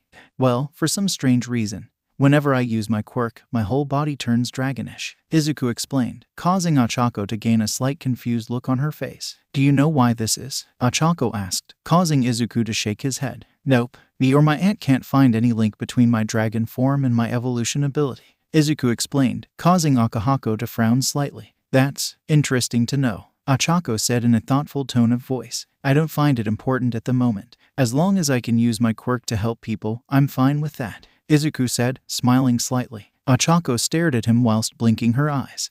Uraraka, is there something wrong? Izuku asked, becoming nervous under Ochako's stare. You want to be a hero? Ochako asked, causing Izuku to nod his head with enthusiasm. Yes, it's been my dream since I was a child. I'm hoping to attend UA, but the acceptance rate there is pretty low, Izuku replied, causing Ochako to smile. I guess that we're the same then. I want to become a hero as well, along with attending UA, Ochako admitted, causing Izuku to gain a surprised look on his face just as the school bell rang. Well, time to head back to class. Let's get going, Izuku said, causing Ochako to nod her head. It's the end of the day and Ochako is walking by herself, having said goodbye to her friends at the school gates. Finally, I can escape from the teasing, Ochako thought, blushing slightly. The reason for this is because Ochako's friends spotted her speaking to Izuku and started to tease her. Swen probably faced teasing from his friends as well, Ochako thought before seeing a familiar person with dark green hair some distance in front of her. A smile appeared on her face. Swen, Ochako shouted, causing Izuku to stop and turned around. Uraraka, Izuku asked as the brown-haired girl caught up with him. Hi, Swen. Walking by yourself? Ochako asked, causing the dark green hair boy to nod his head. See, can I walk with you then? Ochako asked, stuttering slightly. Why yeah, sure, Izuku replied, surprised slightly and starting to blush. Thanks, Ochako said with a smile on her face before the two of them started to walk again. Have you gained a fever or something, Uraraka? Izuku asked, causing Ochako to tilt her head to side slightly. I haven't gained a fever. Why are you asking? Ochako asked, becoming curious. It's just that your cheeks are red, Izuku pointed out, causing Ochako to blink a few times. Oh, my friends were teasing me earlier because they spotted me speaking to you, Ochako explained, causing Izuku to nod his head slightly. Did your friends spotted you speaking to me and started to tease you as well, Swen? Ochako asked whilst smiling. However, Izuku gained a nervous look on his face. I don't have any friends, Izuku mumbled, not making eye contact with the gravity quirk user. However, Ochako managed to hear him. You don't have any friends? Ochako asked in a shocked tone of voice. Yes, I'm an anti-social person, Izuku replied, scratching the back of his head nervously. Ochako stared at the dark green hair boy with a shock expression on her face. But you such a nice person, I thought that you would have friends, Ochako said slowly, causing Izuku gain a slightly uncomfortable expression on his face. Something happened to me in the past that caused me to become antisocial, Izuku explained, causing Ochako to gain a sad expression on her face. Has this got anything to do with his quirk's forced growth? Ochako thought, feeling curious. However, she decided to change the subject. I was wondering, Swen, is it possible that I can see your transformed state? Ochako asked, causing Izuku to gain a slightly surprised look on his face. Pardon? Izuku asked and Ochako could stop herself from giggling slightly. I've been curious since you mentioned this transformed part of your quirk. I just want to see what it looks like, Ochako explained, causing Izuku to frown slightly. Well, I don't see the harm of showing you, but I can't activate my quirk in public, Izuku said in a thoughtful tone of voice as Ochako started to glance around them. The two of them are in park with little people about. Achako's brown eyes fell on some closely grown trees and an idea formed in her head. You could activate your quirk behind those trees. I doubt anyone will see. Achako explained, pointing towards the trees. Yes, that will work, Izuku said before heading towards the trees. That's good. Come along now, Achako said before grabbing Izuku's hand and dragging him. Izuku began to blush as Achako led him into the closely grown trees. There, I don't think that anyone can see us, Achako commented as she peered through the trees before focusing on Izuku. Right, ready whenever you are, Achako said with a smile on her face. Oh, okay then, Izuku said as he placed his bag on the ground and rolled up his sleeves, allowing Achako to have a better view when he transformed. Closing his eyes, it took Izuku a few seconds to feel a strange sensation running throughout his body. Achako's eyes widened when she saw Izuku's body transforming into its dragonish appearance. So, what do you think? Izuku asked, his voice sounding different slightly. Achako remained silent as she stared at Izuku, examining his dark green scales. Do you find it scary? Izuku asked, starting to feel rejected. However, Achako shook her head. No, you look friendly, Achako said slowly, and Izuku became silent for a few seconds before smiling slightly. Thank you, Izuku said, causing Achako to become confused. You're the first to see this form. Only my aunt and a few others knows about this, Izuku explained, but Achako became more confused. What about your parents, don't they know? Achako asked, causing anger to briefly appear in Izuku's eyes. Thankfully, Achako haven't seen the look in Izuku's eyes. My parents don't know about it, Izuku replied in a calm tone of voice. This caused Achako to become surprised slightly. How do Zwen's parents don't know about his quirk? Are they dead? Achako thought, realizing that Izuku haven't mentioned his parents at all. You know, Izuku began to say, causing Achako to perk up slightly. You said that I look friendly, but that won't be good when I'm encountering villains in the future. I need to be scarier, Izuku explained before attempting to make himself look scary. However, this caused Achako to burst out laughing. After a few seconds, Izuku joined in. It's been a week since Izuku and Achako meet each other, and their friendship is slightly awkward. Mainly for Izuku, as he's not used to having a friend for a long time. Currently, Izuku is walking through the park by himself since Achako is busy with a couple of her friends in town and currently looking through the news on his phone. No new updates on All Might, Izuku muttered as he looked through a web page dedicated to the #1 hero, All Might. Makes sense though, even the #1 hero will need to take breaks once in a while, Izuku muttered again before looking at an article. No news on All Might's quirk, Izuku thought, staring at the article. Even though All Might is the #1 hero, practically no one knows about the true nature of his quirk. The only thing that people knows about All Might's quirk is that it seems to be an enhancement quirk, increasing his strength. Izuku has a hunch that Rin may know something about All Might's quirk, remembering once how he asked her about any possible names for All Might's quirk, and the only answer he got was it's like a flame, always burning bright. This made Izuku confused as he doesn't understand what she meant. The dark green hair boy was so absorbed in his thoughts that he didn't realizing that someone is charging right towards him. Gah, Izuku exclaimed as he felt the person ripping the back from his back. Huh, thanks for the bag, loser, the person shouted as Izuku regained his balance. Hey, give me my bag back, Izuku shouted before running after him, slipping his phone into his coat pocket. Should I use my quirk? I know that I'm not supposed to use my quirk in public, but this is an emergency, right? Izuku thought as he chased after the bag snatcher. It was then that he realized something. Hey, isn't that the villain that escaped from the heroes? Izuku thought, remembering the villain that was seen on the news last week. His quirk is drill. I wrote it down in my notebook, Izuku thought, becoming excited slightly that he can use his knowledge for good use. The villain glanced over his shoulder to see Izuku chasing after him. You're persistent, aren't you? The villain muttered under his breath as he continues to run. Izuku followed the villain until he found himself the dense tree area of the park. The villain suddenly stopped and turned around. Izuku's eyes widened when he saw the villain raising his free arm, which air started to circulate around before starting to spin quickly, forming a drill. So, my theory was right. He can focus his quirk on different parts of body, Izuku thought before realizing that he's running straight into danger. Die, the villain exclaimed as he prepared to punch Izuku when he got close enough. This is bad, Izuku thought in his head, starting to panic as he thought of transforming, hoping that the scales would be durable enough to keep him alive. However, before Izuku could activate his quirk, someone shouted behind him, Texas Smash. The voice shouted, and suddenly a huge wind pressure is felt, causing Izuku to be propelled forwards whilst the villain was sent flying backwards. However, Izuku was more focused on the voice. That's All Might's voice, Izuku exclaimed in his head before crashing into the villain, hitting the drill quirk user right in the skull and getting the two of them knocked out. When Izuku regained conciseness, he felt disorientated. What happened to me? Izuku muttered as he sat up on the bench that he's been laying on. You kind of crash into the villain's skull, causing the both of you to become knockout. A voice suddenly answered, causing Izuku to jump slightly before turning around to see. All Might, Izuku exclaimed, staring at the number 1 hero. All Might laughed slightly. Haha, glad to see that you're all right. All Might said with his huge smile that he's well known for. Oh yeah, thank you for. Izuku began to say but stopped as he looked around.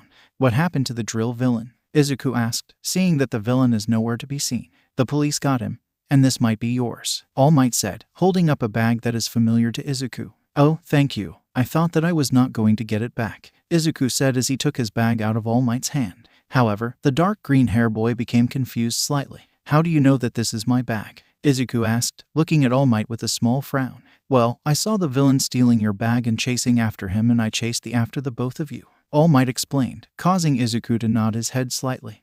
Plus my attack caused the contents of your bag to spill, which has you names on that notebook of yours, All Might added sheepishly, causing Izuku to sweat drop.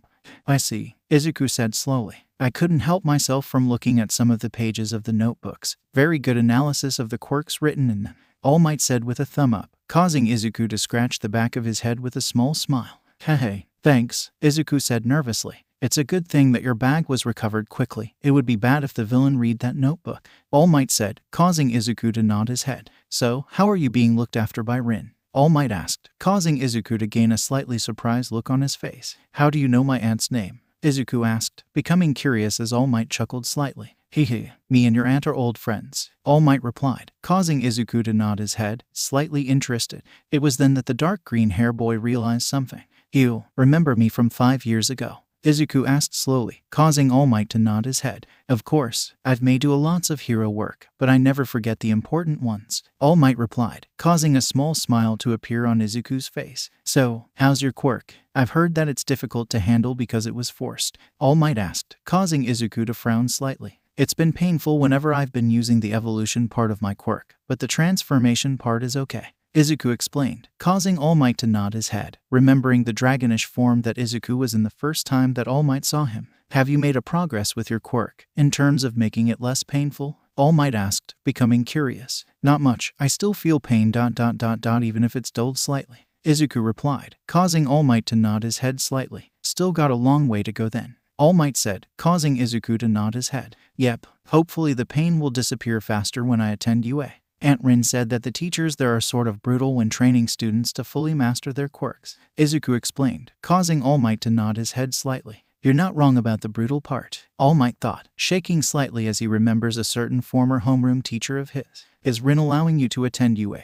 considering your ... time with Professor Jens? All Might asked, knowing that Rin can be protective of those close to her. Yes, Aunt Rin is slightly protective of me, but she still supports my decision of becoming a hero.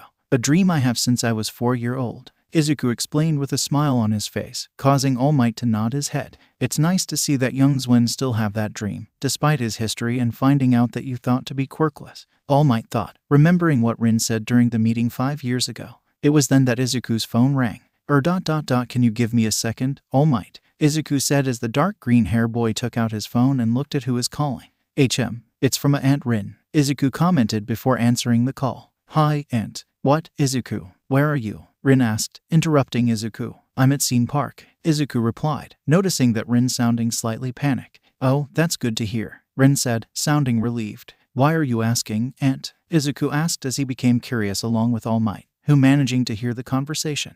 There's a group of villains attacking Myrile's shopping center. Please stay away from the area, Rin said before ending the call. Well, it's time to get moving. A hero's job is never ending, All Might said as he stood up. However, Izuku wasn't listening to him. Myrile's shopping center. That's where Uraraka and her friends went, Izuku thought before grabbing his bag and dashing off. Hey, where are you going? All Might called with a surprised look on his face. Don't tell me that he's heading towards Myrile's shopping center, All Might muttered before sighing. Rin will skin him alive if she spots him there. Better make sure that nothing's happened to him, All Might muttered again before chasing after Izuku. When Izuku reached Myrile's shopping center, the entrance is crowded with people. Where's Uraraka? Izuku thought as he peered over the head of the crowd, trying to see the familiar short brown hair. However, he spotted two girls that Izuku recognized as Achako's friends. The dark green hair boy made his way through the crowd to reach the two girls. "Hey," Izuku said, causing the two girls to jump slightly before round.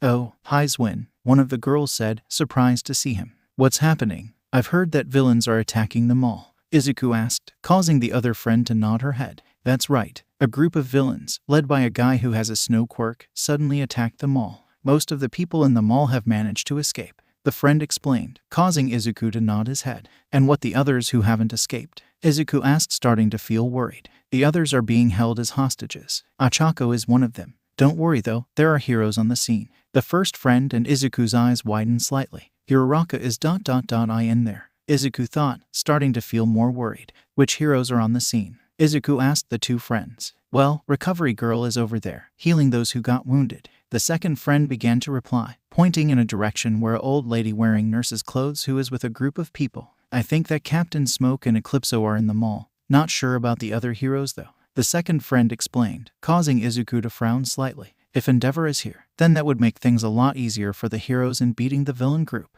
But then there's the hostages, making his attacks limited. Izuku muttered, gaining a thinking face. There he goes with his muttering. The two friends of Achako thought, the zero-gravity quirk user having told them about Izuku's habit of muttering to himself. "I know that Aunt Rin told me not to come close to this place. I should leave ... but I can't just leave Uraraka," Izuku thought, clenching his fist. The dark green hair boy closed his starting to making a decision. After a few seconds, Izuku opened his eyes again. "Can you hold my bag, please?" Izuku said as he passed his bag towards one of the friends. "What are doing?" the friend asked as she and the other friend become surprised. "I'm going in there," Izuku replied, causing both of Achako's friends to gain shock expressions.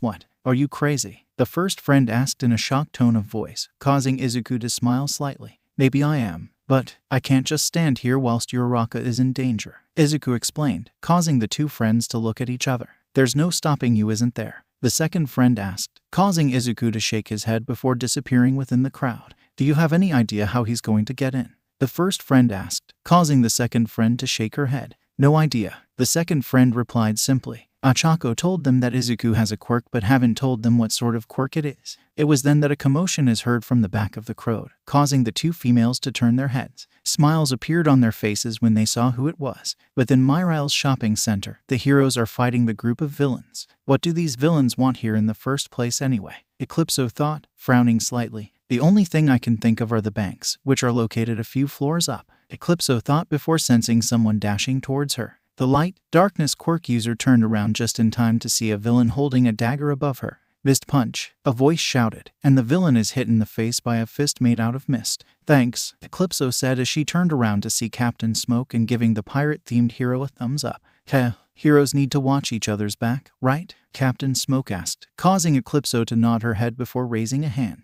"Huh," Captain Smoke said, blinking slightly under his mask. "Light arrows," Eclipso said as arrows made out of light materialized around her before flying in the direction of Captain Smoke. "Hey, what are you?" Captain Smoke began to exclaim but stopped when the light arrows went flying past him. The pirate-themed hero turned around just in time to see the light arrows hitting a villain that was slowly approaching Captain Smoke from behind.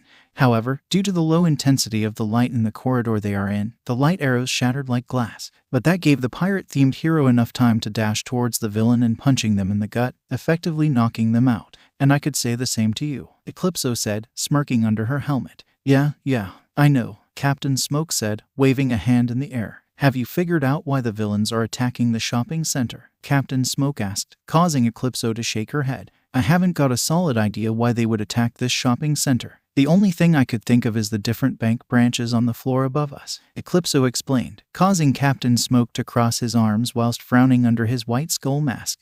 "Maybe. If they are attempting a bank robbery, they're taking their time about it though. I haven't seen any villains going to these floors," Captain Smoke said, causing Eclipso to gain a worried look on her face. "You don't think ... that this could be a massacre?" Eclipso asked, gaining a nasty feeling in her stomach as she saw a majority of the villains carrying weapons. "Well, I did saw some dead citizens whilst coming here, so maybe," Captain Smoke replied slowly, causing Eclipso to gulp slightly. "It's a good thing that I told Izuku to stay away from this place," Eclipso thought, sighing in relief slightly. "How many villains are we dealing with?" Captain Smoke asked, causing Eclipso to gain a thinking face behind her helmet. "I believe to be 19 villains, plus the leader, making it 20. Eclipso began to reply as she counted her fingers. And there's me, you, Death Arms and Gunhead fighting them, Eclipso said, causing Captain Smoke to nod his head slightly. Guess that it will be our win then ... if they weren't taking hostages, Captain Smoke said darkly, causing Eclipso to nod her head. Yes, there's the leader himself and 6 others holding the hostages, all quirk users I believe, Eclipso said, causing Captain Smoke to hum slightly. Let's hope that other heroes decide to show up to turn the tables, Captain Smoke said, causing Eclipso to nod her head. Come on, there's villain to knock down,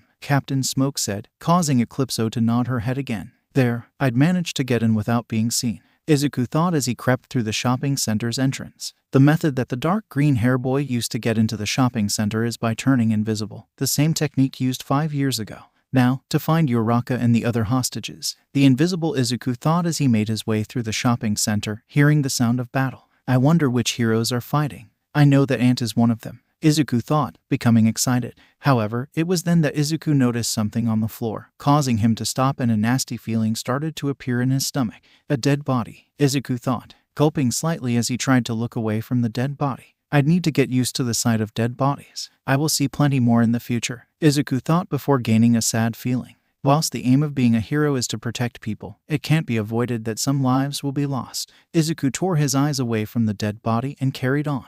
Now, where would I keep hostages in this building? Izuku thought as he gained a deep thinking face. There's many floors and a complex design to the building, so they could be, Izuku thought before remembering something. The leader of the group has a snow quirk, so that will mean that it will be cold where the hostages are kept, Izuku muttered, smiling slightly as he gained a plan before making his way deeper into shopping center. After a few minutes of walking, the dark green hair body felt the temperature dropping slightly. It's coming in this direction, Izuku thought before heading down a corridor. After a while of wandering the shopping center, Izuku found himself in a spacious area and saw the hostages in the center and people Izuku guessed are the villains standing around them. Now, where's Uraraka? Izuku thought as he scanned the group of hostages. He saw a few people with brown hair, but couldn't see Ochako. Please hope that she's one of the dead bodies around the shopping center, Izuku pleaded in his head. Hey, boss, one of the villains, who has blue hair, called to a person who is wearing mostly white. What? The boss asked, glancing up from the bench that he's sitting on.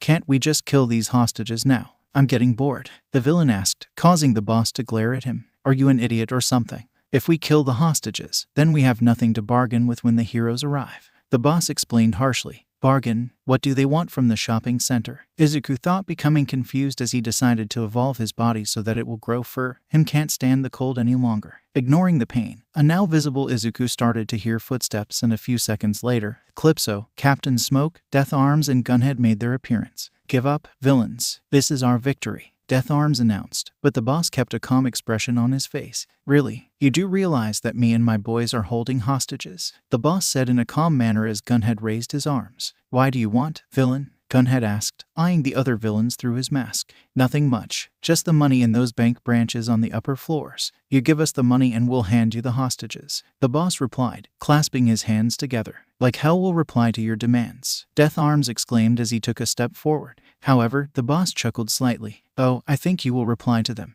the boss said before standing up and walking to the group of hostages. The boss then took one at random. Izuku's eyes widened when he saw that it is Ochako he's holding by her hair. Hey, let go of me, Ochako exclaimed as she struggled in the air. Maybe I should kill this hostage. That will probably make your decision-making faster, the boss said as his free arm started to be covered in snow, which then hardened, gaining sharp edges. You wouldn't, Death Arms exclaimed, causing the snow quirk user to chuckle slightly. I think I would, Death Arms, and I know that you wouldn't do anything rashly. That's what you're most famous for, and that goes for the other 3 as well, the boss said, eyeing the other 3 heroes as a smirk appeared on his face. A frustrated look appeared on Death Arms' face. With Izuku, the evolution quirk user is thinking fast. Uraraka could use her quirk, causing him to float in the air. That would make things easier for the heroes. But I guess that the coldness is preventing her to think properly, Izuku thought, glancing at the other hostages, seeing them shivering. I'm going to kill this girl now and show you 4 that me and my boys mean business, the boss said before raising the arm that is covered in the frozen snow. As the snow quirk user is about to lower the frown arm,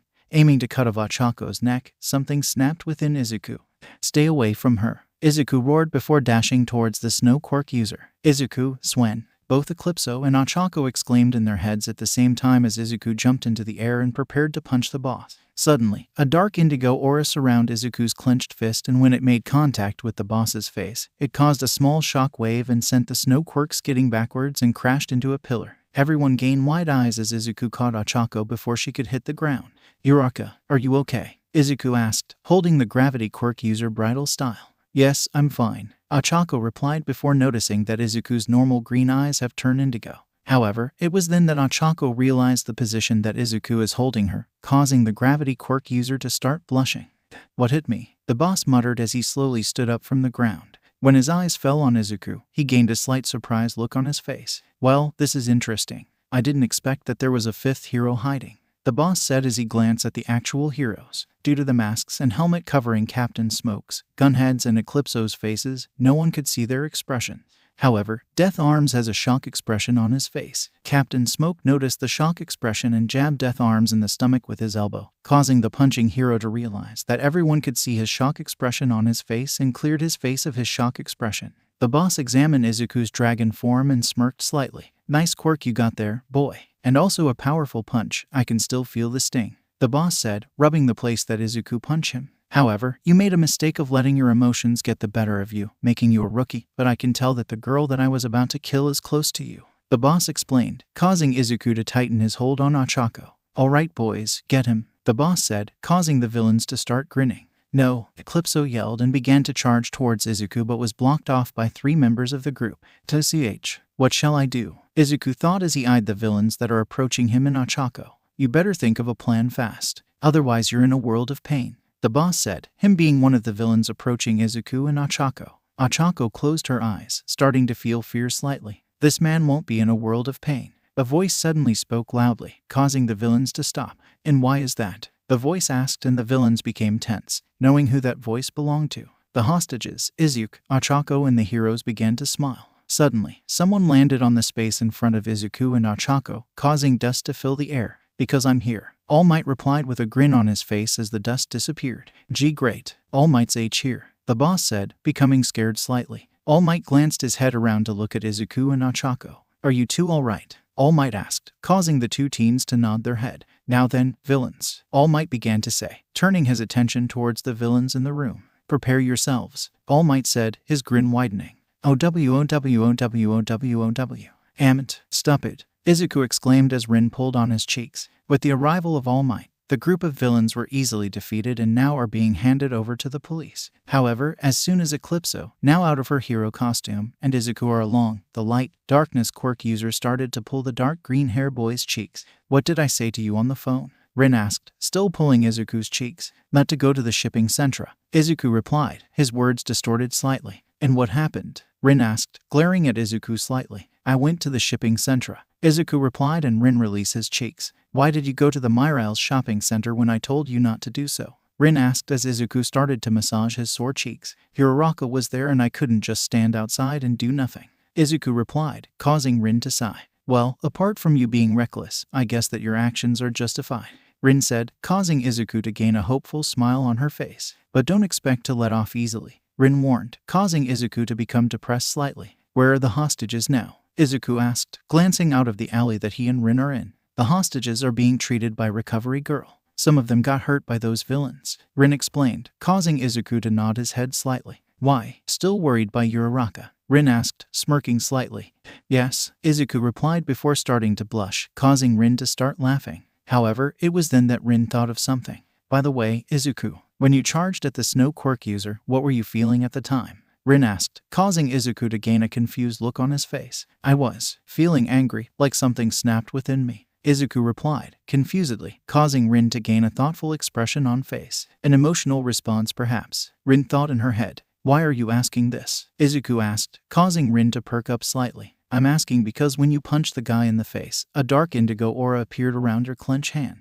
That's probably caused him to be sent skidding into the pillar," Rin explained, causing Izuku to gain a surprised look on his face. "I didn't notice that," the dark green hair boy asked, causing Rin to hum slightly. "Well, I guess that you were focused on protecting Uraraka that you forget the little details," Rin explained, causing Izuku to nod his head. "But where have I heard about a dark indigo before?" Rin thought before realizing something. Didn't Izuku said that Xander has a quirk that produce a dark indigo aura? Rin thought again, remembering the story of the kidnapping that Izuku told her and erase her head. But how can Izuku produce that dark indigo aura? Rin thought, becoming confused. Swen, there you are, a voice called, causing both Izuku and Rin to turn their heads to see Ochako at the entrance of the alleyway.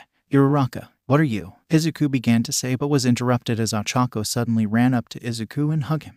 Huh, Izuku said confusedly before starting to turn red, and a grin started to appear on Rin's face. Thank you for rescuing me. Do you know how scared I was when I was about to die? Ochako asked as she released Izuku. You're welcome, Izuku said, becoming embarrassed as he started to gain the feeling that Ochako doesn't realize that Rin is standing a few feet away. So how are you feeling? Izuku asked, starting a conversation. I'm fine, recovery girl fixed me up so I'm good as new. But what about you? You just suddenly running and punched that boss person right in the face, Ochako exclaimed, causing Izuku to scratch the back of his head. I'm feeling okay. I'm just glad you're still alive and not hurt in any way, Izuku explained, causing Ochako to blush slightly.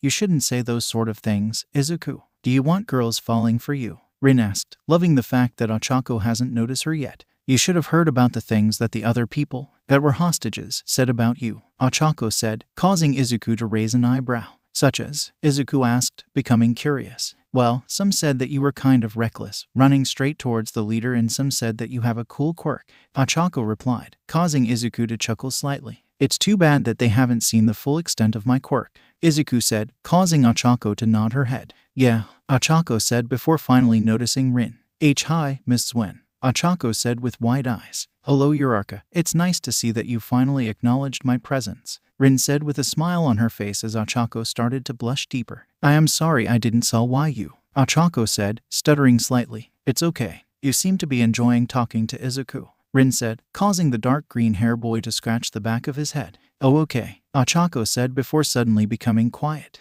I should probably head back home now. Mom and Dad will probably be worried about me. I've told them that I'll be in Myrail's shopping center, Ochako explained, causing Izuku to nod his head. I'll just go back to my other friends and tell them okay. Bye, Izuku, Ochako said before walking up to Izuku and kissed him on the cheek. Izuku started to blush heavily as Ochako walked out of the alley.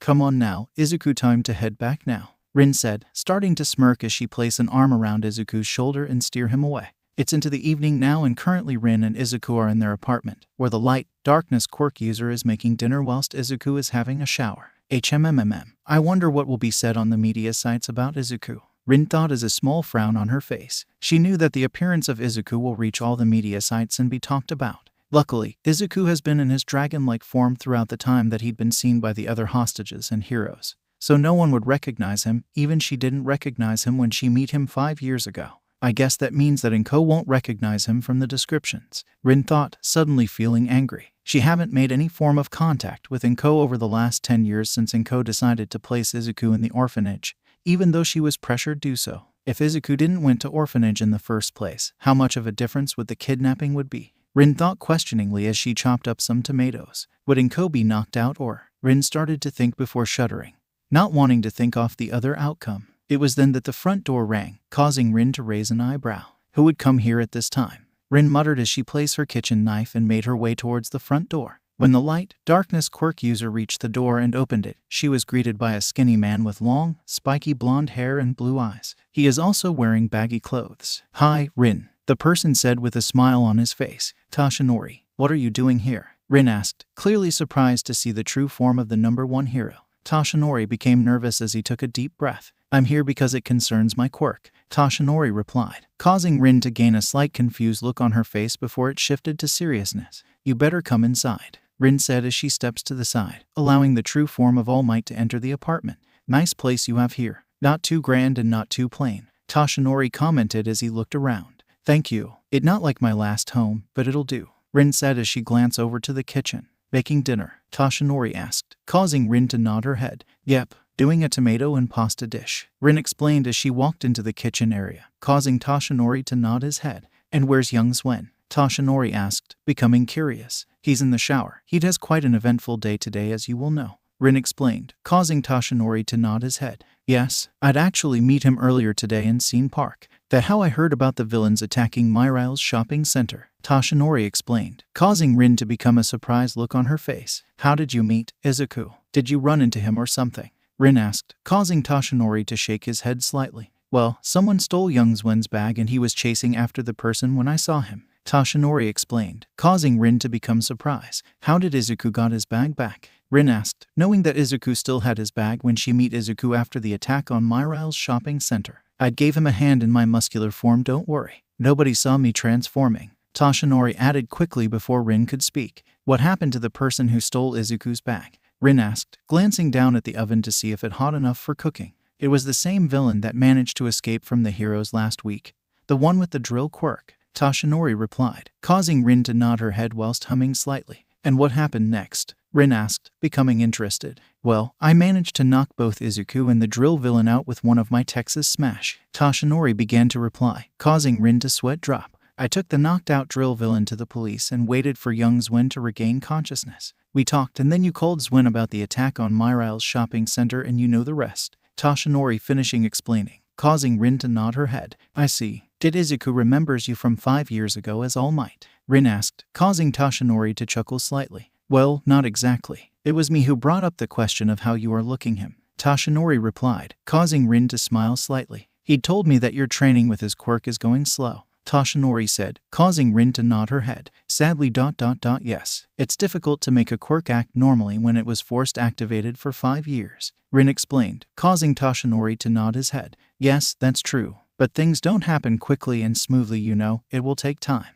Toshinori explained, causing Rin to nod her head. So, you said something about you coming over here concerning the noise of a door closing interrupted the light. Darkness quirk user and she and Toshinori turned their heads in the direction of footsteps coming towards them. And I'm finished in the... Izuku began to say but stopped as he spotted Toshinori. Silence descended around the room. Hi, Izuku said awkwardly, being aware that he is only wearing a bathrobe. This is Toshinori Yagi, a friend of mine. Rin introduced the true form of All Might to Izuku. What sort of friend is this, a dating type? Izuku asked as he raised an eyebrow, causing Rin to become wide eyes. WH, what sort of questioning is that? Rin exclaimed, starting to blush. An innocent question, Izuku replied unsurely before quickly ducking to avoid being hit by a ball made of light. That's a topic that a boy your age shouldn't be thinking at the moment, Rin told Izuku, trying to act stern. As the two of them argued, Toshinori has a slightly stunned look on his face before shaking his head. It was then that he noticed a photo on the dining table. He walked over to the table and picked it up. The photo contains Rin in her hero costume in a pose, which is a hand on her hip and a finger pointing in a direction. Standing beside her is a much younger version of Izuku wearing an All Might onesie, doing the same pose, and the photo was taken at an angle. Toshinori began to smile when he noticed a line at the bottom of the picture which read the pro hero Eclipso and her sidekick, All Might Jr. I can see that you're a big fan of All Might, Izuku's Zwin, Toshinori said, causing both Rin and Izuku to look at him. Izuku noticed the photo in Toshinori's hand. Why yeah, I'm a fan of his. I have a few of All Might's merchandises as well, Izuku explained, starting to become embarrassed. A few? Yeah, right. I think you got all of them, Rin thought, snickering in her head slightly. Sometime before Rin moved house, Enko decided to give Izuku's All Might's merchandise to her, possible as a form of an apology.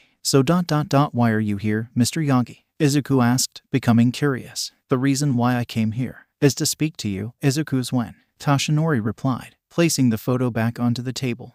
They, Izuku asked, pointing at himself with a confused look on his face. That's right. Before I tell you, Zwin, there's something I need to show you. Something that you need to keep absolutely secret, Toshinori explained, causing Izuku to tilt his head to the side. However, Rin suddenly realized something. Toshinori is going to make Izuku his successor, Rin questioned in her head just as smoke started to come out of Toshinori. Mr. Yagi, why you're steaming? Izuku pointing out, becoming startled. However, Toshinori didn't say anything as the smoke completely covered him. When the smoke disappeared, Izuku's green eyes bulged. All Might, Izuku exclaimed, staring at the number 1 hero. Yes, it's me, All Might J. All Might said before starting to cough. Is that blood? Izuku asked, noticing a red liquid coming out of All Might's mouth. Rin quickly went to a shelf and picked up a box of tissues and handed them to All Might. Thank you, Rin, All Might said before using a tissue to get rid of the blood that is trickling out of mouth. You should transform back to your true form. From helping Izuku and stopping the villain attack on Myrile's shopping center, your time limit must have ended, Rin suggested, causing All Might to nod his head. Time limit? What does Aunt Rin means by that? Izuku thought confusedly as All Might transformed back into Toshinori Yagi. So why are you showing me your identity? All divided by Mr. Yagi, Izuku asked, deciding to use All Might's real name. Apart from All Might's quirk, the number 1 hero's name is also a hot spot for discussion. I'm showing you my true form because I've deciding on making you my successor for inheriting my quirk, Toshinori replied, making Izuku more confused than he already is.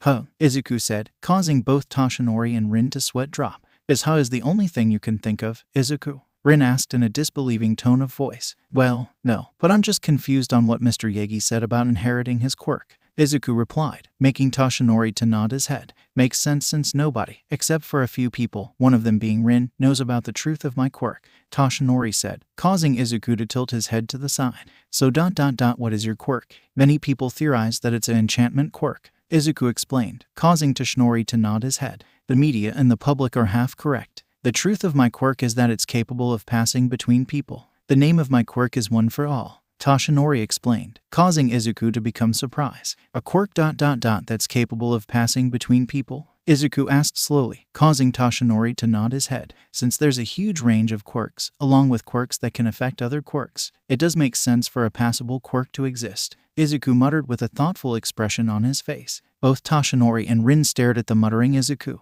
Has he always been like this? Toshinori whispered to the light, darkness quirk user, slightly creeped out by the muttering. No, he became a mutterer ever since he's been living with me, Rin explained, causing Toshinori to nod his head. But why are you choosing a successor now? You're still capable of being a hero, Izuku asked, causing Toshinori to take a deep breath before lifting his shirt, and Izuku recoiled when he saw a very nasty wound. 5 years ago, I was in a fight with a villain who inflicted this wound on me. My respiratory system is completely destroyed and I lost my stomach. Ever since I had the surgery, I've only been able to activate my quirk for 3 hours a day, Toshinori explained as he lowered his shirt. Izuku nodded his head slightly before realizing something. Wait, this fight of yours happened in the same year that you, Aunt Rin, and the other pro heroes rescued me, Izuku said, causing Toshinori to nod his head. That's correct. It was 3 months before the assault on Professor Gen's laboratory that I had my surgery, Toshinori explained, causing Izuku to gain a slightly worried look on his face. Do you think that was a good idea? 3 months doesn't seem a long time to recover from wound like that,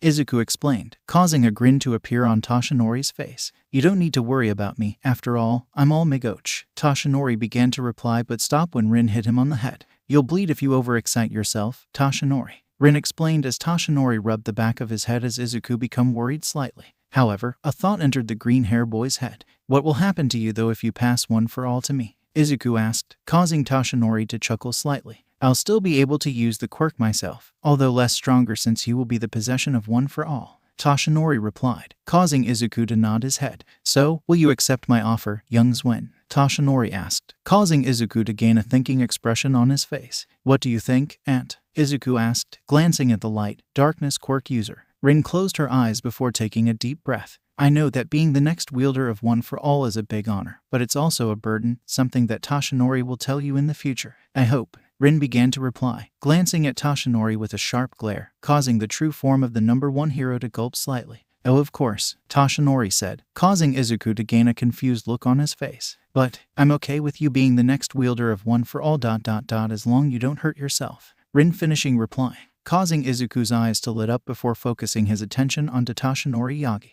I accept your offer of being the next wielder of One for All, Izuku said, causing a smile to appear on Toshinori's face as he shifted into his muscular form. Excellent. You better prepare yourself, young Zwen. The training that you will undertake will be extremely hard hack, All Might said before starting to cough violently, blood pouring from his mouth as he returned to his true form. Gah, All Might, divided by didn't I told you not to become overly excited, Izuku and Rin exclaimed at the same time, one in panic mode whilst the other stern.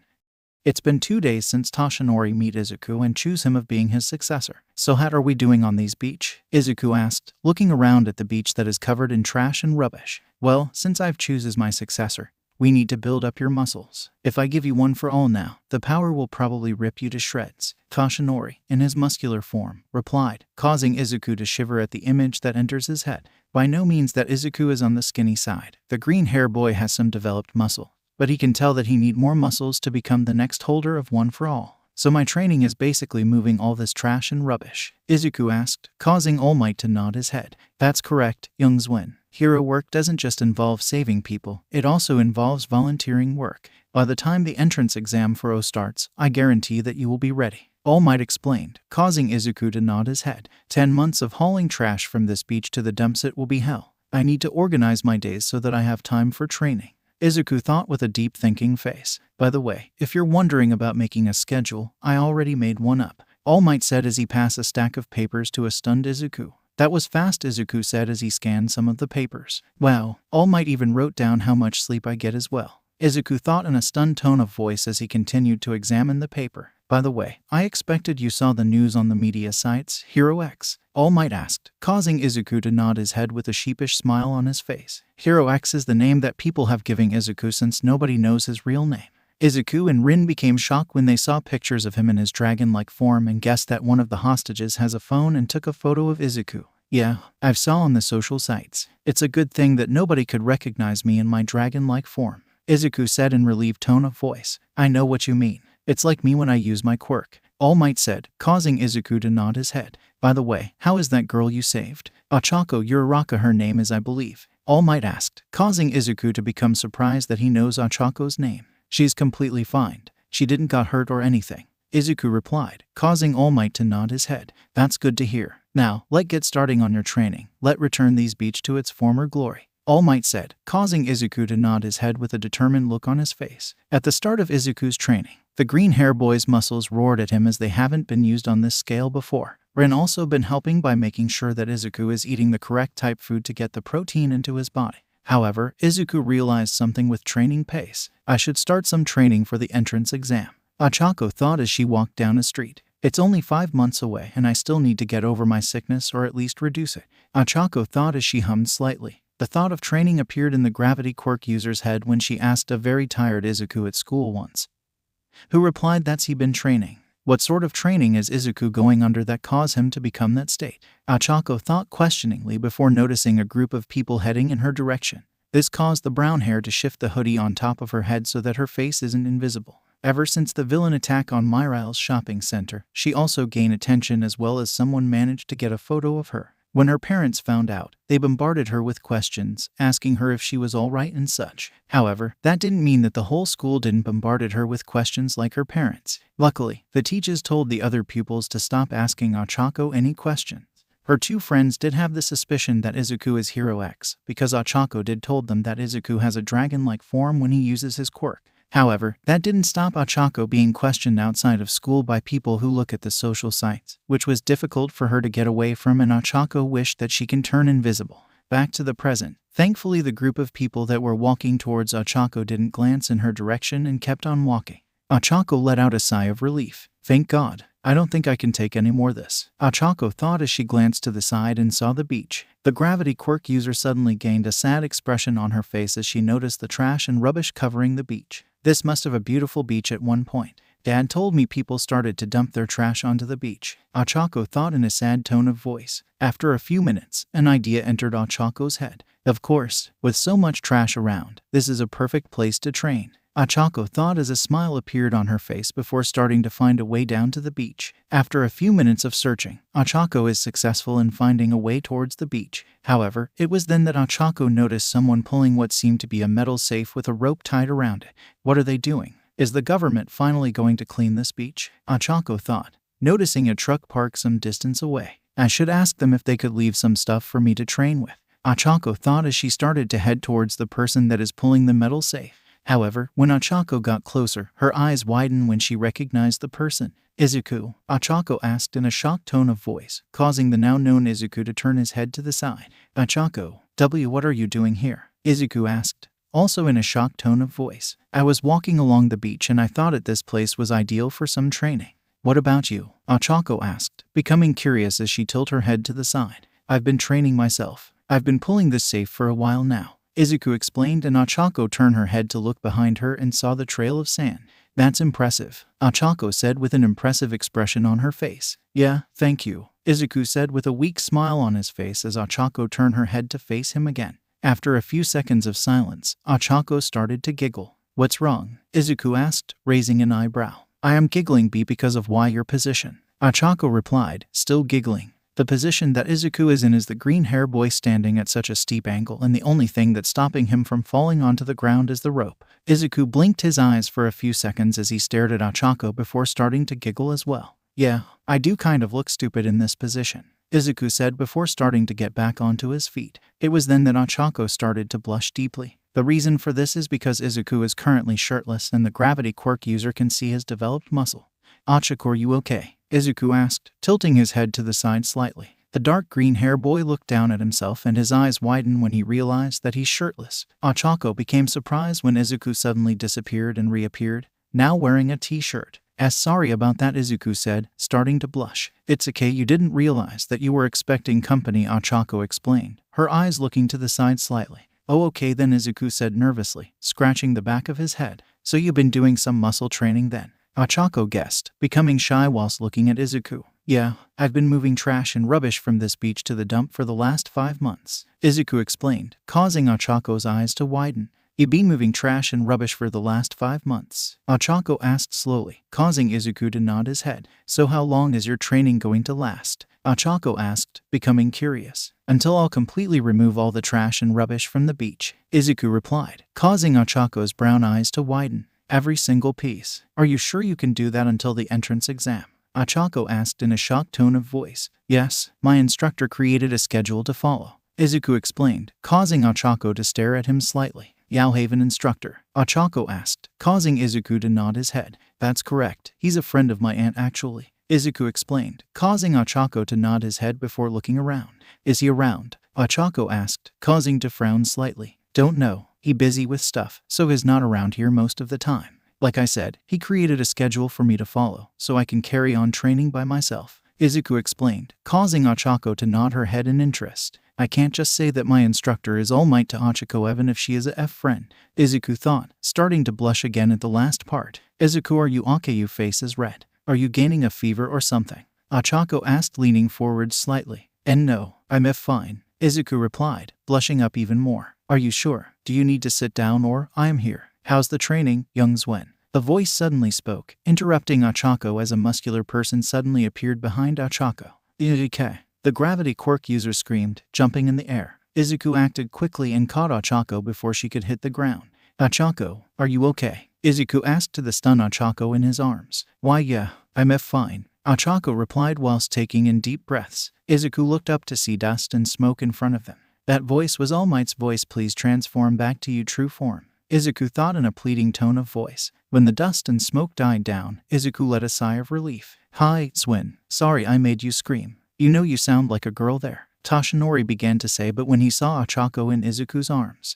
That explains it, Toshinori said before silence descended around the three of them. Ochako, I'd like you to meet my instructor, Toshinori Yagi. Mr. Yagi. This is Ochako Uraraka, a friend from my school, Izuku said in an awkward tone of voice, introducing Ochako and Toshinori to each. Ah yes, you're the girl from the villain attack 5 months ago. I saw on the social sites, Toshinori said, acting as if this is the first time that he met Ochako in person. The gravity quirk user immediately hid her face with her hoodie. You don't need to hide your face, I won't tell anyone that you're here, Toshinori said in a calm tone of voice, causing Ochako to become relaxed. So, are you going to stop holding the girl or is it part of your training, Zwin? Toshinori asked, a smirk appearing on his face. Izuku and Ochako didn't say anything as they stared at each other before realizing the position they are in. Gah, divided by EK. Both teens yelled at the same time before Ochako jumped out of Izuku's arms. Sorry, I should have let you go sooner, Izuku said in an apologetic tone of voice. It's okay, Ochako said before she realized something.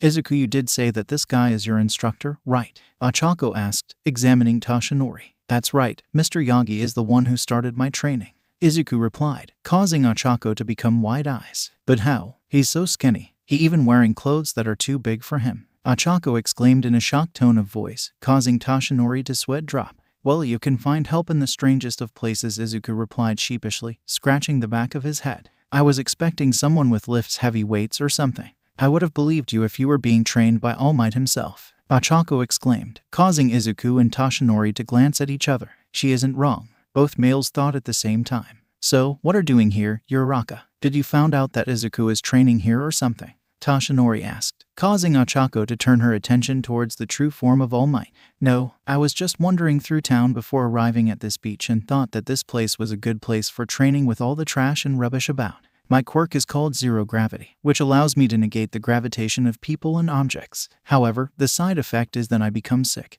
Ochako explained, causing Tashinori to gain a thinking face. Well, I don't see the problem of you training here on this beach. It isn't private land after all. Plus, it could lift the load off Swen. Tashinori muttered. However, Ochako heard the last part. What do you mean by lifting the load? Is Izuku doing too much or something? Ochako asked, causing Izuku to scratch the back of his nervously. Well, Swen here has been increasing his training than what I've been written down.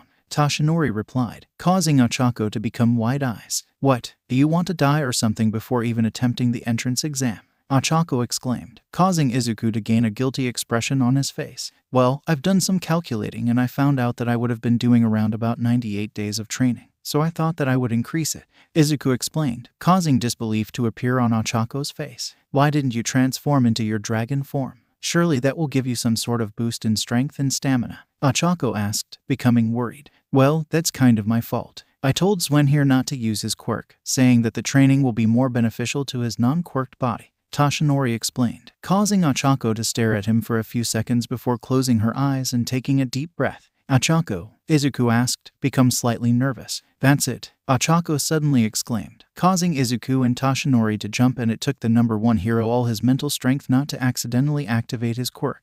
I'm going to train with you, Izuku, and I'm not taking no for an answer, Ochako said, and Izuku became scared slightly. I've never seen Ochako like this before. She must be fired up, Izuku thought, backing away from the gravity quirk user. Tashinori stared at Ochako for a few seconds before starting to chuckle. The next 5 months seemed to fly past as Izuku and Ochako trained together, the dark green hair boy doing the bulk of the clearing up whilst Ochako used her quirk to move the trash and rubbish into smaller piles to make things easier for Izuku. Tashinori can't help but feel proud at the two, how determined the two of them are to clean the beach and improve themselves, even though Ochako still felt the feeling sickness. Finally, it's the day of the entrance exam and Izuku is at his home, getting prepared to leave for UA. I can still taste that strand of hair that All Might gave me, Izuku thought, thinking about the piece of hair that he had to swallow, signaling that the power of One for All is transferred to a new host. But why do I gain a strange feeling in my body? Could it be that my existing quirk is reacting to One for All? And OIT's something completely different, but what? Izuku muttered as he put his shoes on. Izuku, you're muttering again, Rin pointed out, causing the green hair boy to perk up. Ha! Sorry, Aunt Rin, Izuku said with a sheepish smile on his face. Jizuzizi, do you really need your quirks? I think villains will be more scared of your mutterings, Rin said, causing Izuku to laugh slightly. So, have you got everything you need? Rin asked, causing Izuku to nod his head. Yes, Aunt, I should get going, Izuku said as he opened the door and prepared to step outside. Wait a minute, Izuku, Rin said, causing the dark green hair boy to stop and turn his head. Is there something wrong, Aunt? Izuku asked as he watched Rin disappearing and returned after a few seconds, carrying a camera. Say cheese, Rin said as she raised the camera. Huh, Izuku said with a questioning look on his face as Rin took a photo. Not the best facial expression, but it will do, Rin muttered as she examined the photo that she took. What are you doing, Aunt? Izuku asked, clearly confused.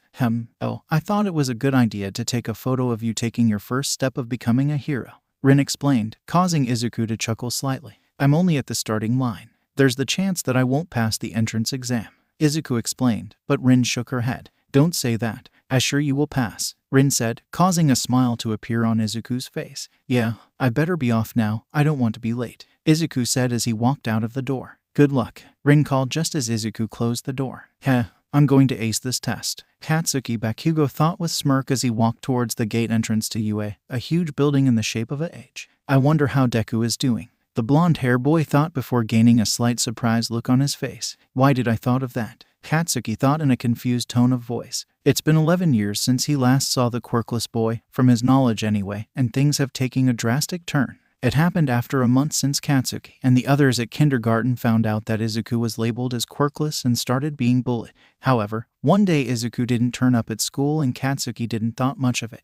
But it was 2 days afterwards that Katsuki gained the feeling that something isn't right, and he told his parents. He soon found out that Izuku was taken to an orphanage. The explosion quirk user couldn't decide if he wanted to feel happy or angry. Happy that he didn't have to deal with that useless Deku anymore, or angry that Aunt Ninko just decided to get rid of her son, even though she said she pressured. Yes, even though Bakugo found Deku annoying, he was still his childhood friend. However, it still caused the Bakugos to stop speaking to Inko Midoriya. But the Bakugos still kept an eye on Inko. During the 11 years, Inko Midoriya got back together with Hisashi Midoriya, Izuku's father, who left when he found out that his son was quirkless, in a year after they got back together, which was a month after Inko placed Izuku in the orphanage, or got rid of Izuku, in Katsuki's mind. The two had another child, a daughter named Izumi Midoriya, who gained a hybrid of her parents' quirks. The thought of Izumi caused Katsuki to become angry became in his eyes. Izumi is basically just Izuku's replacement in the Midoriya family. However, the explosion quirk user knew that he can't directly be angry at Izumi, who didn't do anything wrong. If only she knew that she has a quirkless brother that Mrs. Midoriya decided to get rid of.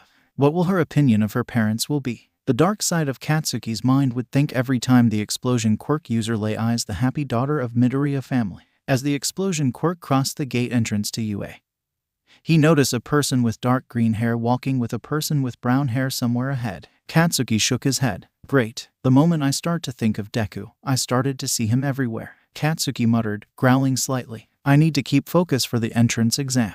Katsuki thought again as he quickened his pace. Wow, UA sure knows how to set up their entrance exams. Ochako commented as she stared at a giant wall. Yeah, Izuku agreed, nodding his head. After the examines entered UA, they were giving a debriefing by a pro hero known as President Mike about what to expect in the practical part of the exam.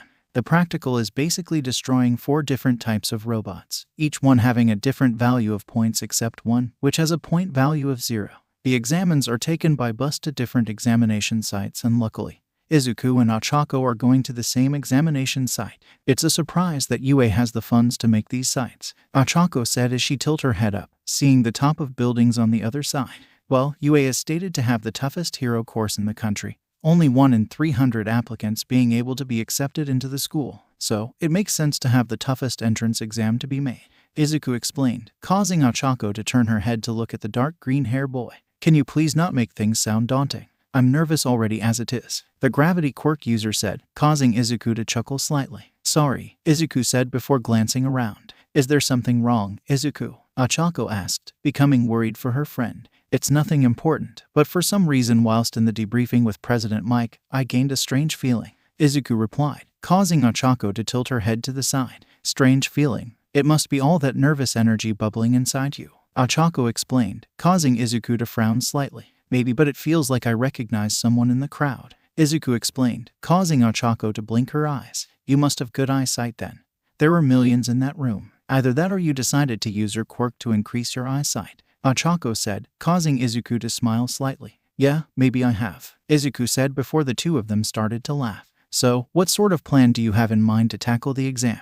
Ochako asked once the two of them stopped laughing. Well, I was thinking that we should owe the exam separately, Izuku replied, causing Ochako to gain a dejected look on her face. Please don't get the wrong idea. I was thinking that in the hero's line of work, they usually team up with heroes from other agencies or act along, so I thought that this is a good opportunity to work independently, Izuku explained quickly, realizing that he hurt Ochako's feelings. The gravity quirk user blinked a few times before gaining a thinking face. That does make sense. We need to get used to different situations, Ochako summarized, causing Izuku to nod his head. It was then that a thought entered Izuku's head. By the way, hey, you two, a voice called, interrupting Izuku, causing the both of them to turn their heads to see a male with short black hair and wearing glasses approaching them. There's something wrong, Ochako asked as the black hair male stopped in front of them. I think it would be beneficial to everyone if you two remain silent. They are trying to concentrate, the black hair male explained before focusing his attention onto Izuku.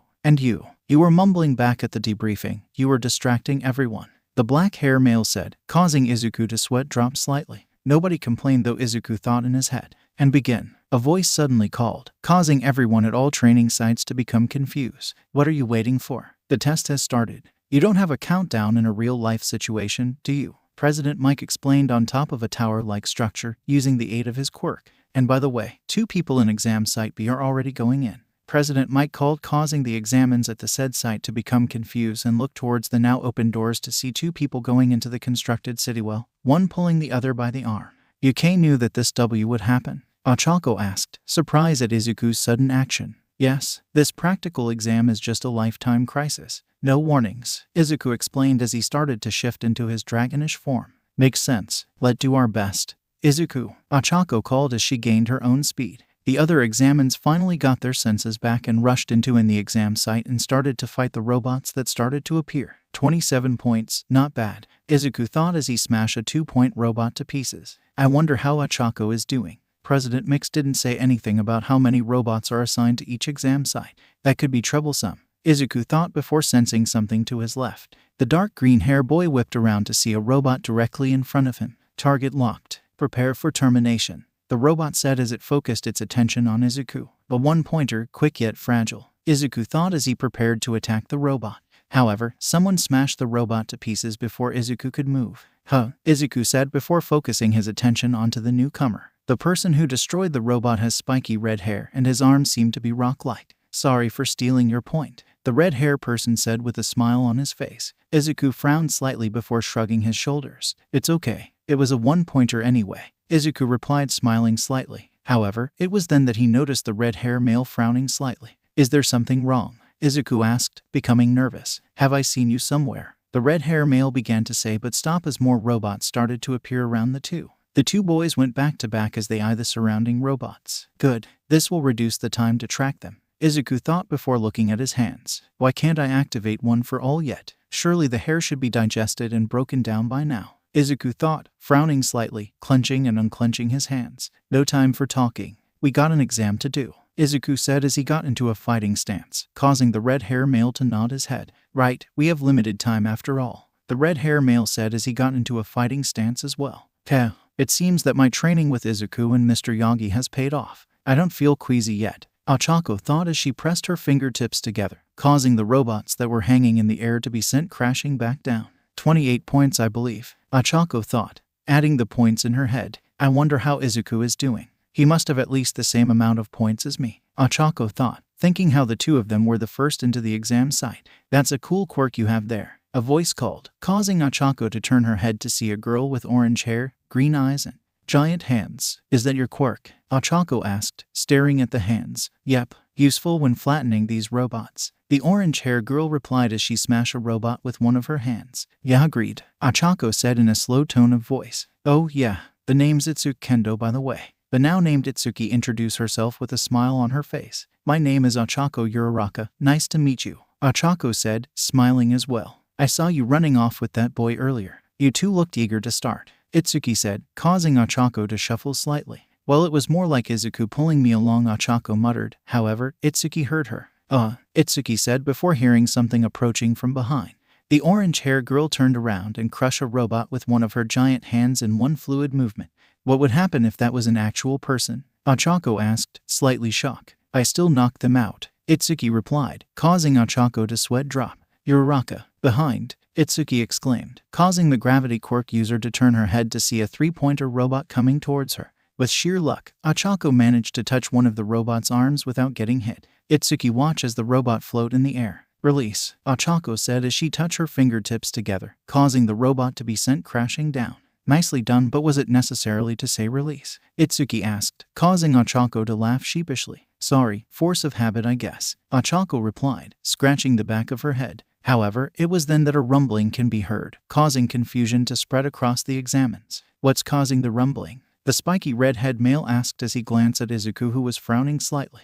After a few minutes of being silent, Izuku's eyes widened. Hey, have you noticed something whilst doing the exam, especially the robots? Izuku asked, causing a confused look to appear on the spiky red-hair male. What do you? The red hair began to say but stopped as he suddenly realized the same thing. It was then that a crashing sound to be heard, causing both teens to turn their heads to see a massive robot. The zero-pointer. We haven't seen that until now, Izuku stated as the other examines started to run away from the massive zero-pointer. Come on, we better get away. There's no point fighting it, the spiky red hair male said, causing Izuku to nod his head just as the same black hair male with glasses that scolded Izuku and Ochako run past. However, Izuku only ran a few paces before hearing someone. Izuku stopped dead and turned his head. His eyes widened when he saw Ochako trap under some rumble. Itsuki is next to her, trying to remove the rumble. Hey, what are you stopping? The spiky red hair asked as he noticed that Izuku has stopped running. Izuku watched as the massive robot focused its attention onto Ochako and Itsuki. I can't run away, Izuku muttered before suddenly charging towards the massive robot.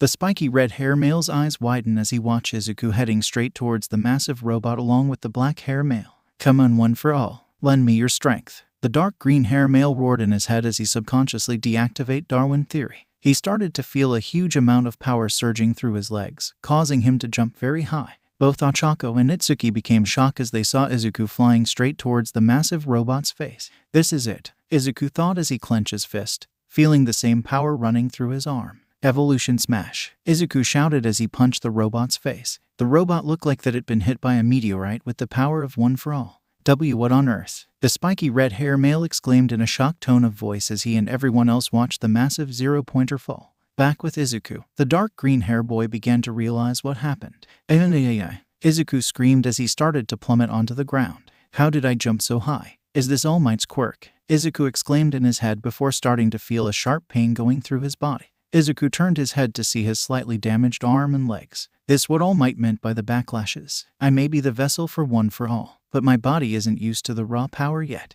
Izuku thought as he glanced towards the ground. What should I do? What should I do? Izuku thought furiously as he rushed towards the ground. I still have my other arm. If I timed it right, the impact could stop me from dying, Izuku thought as he prepared to punch the ground. However, a hand suddenly slapped Izuku on the cheek and he found himself gently floating towards the ground.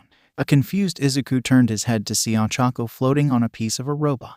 Our release, Ochako said weakly before pressing her fingertips together, causing Izuku to gently touch the ground whilst the piece of robot that the gravity quirk user is on crashed onto the ground. However, Izuku still felt the pain running throughout his body. Oh, Ochako, thanks for the save, Izuku said weakly as he lifted his head up just in time to see Ochako vomiting. This caused the Izuku to weakly chuckle. And that time's up, President Mike exclaimed, causing all the examines to become tense. Finally, it's over, Izuku managed to say before dropping his head and losing consciousness. Man, what sort of quirk does he have? The spiky red hair male asked as he and the other examines started to murmur. He risked his life to protect those two girls. Sure, I would do the same if this wasn't an exam, the black-haired teen thought before realizing something. Wait a minute, if this exam is supposed to be set as an invasion, does it mean that destroying these robots wasn't the only way to gain points? The black-haired male thought questioningly. However, it was then that something clicked in the black-haired male's head. That dragon-like form of his, Hero X, the glass-wearing boy thought in his head as he started to remember reading on the social sites about the mysterious hero that appeared 10 months ago.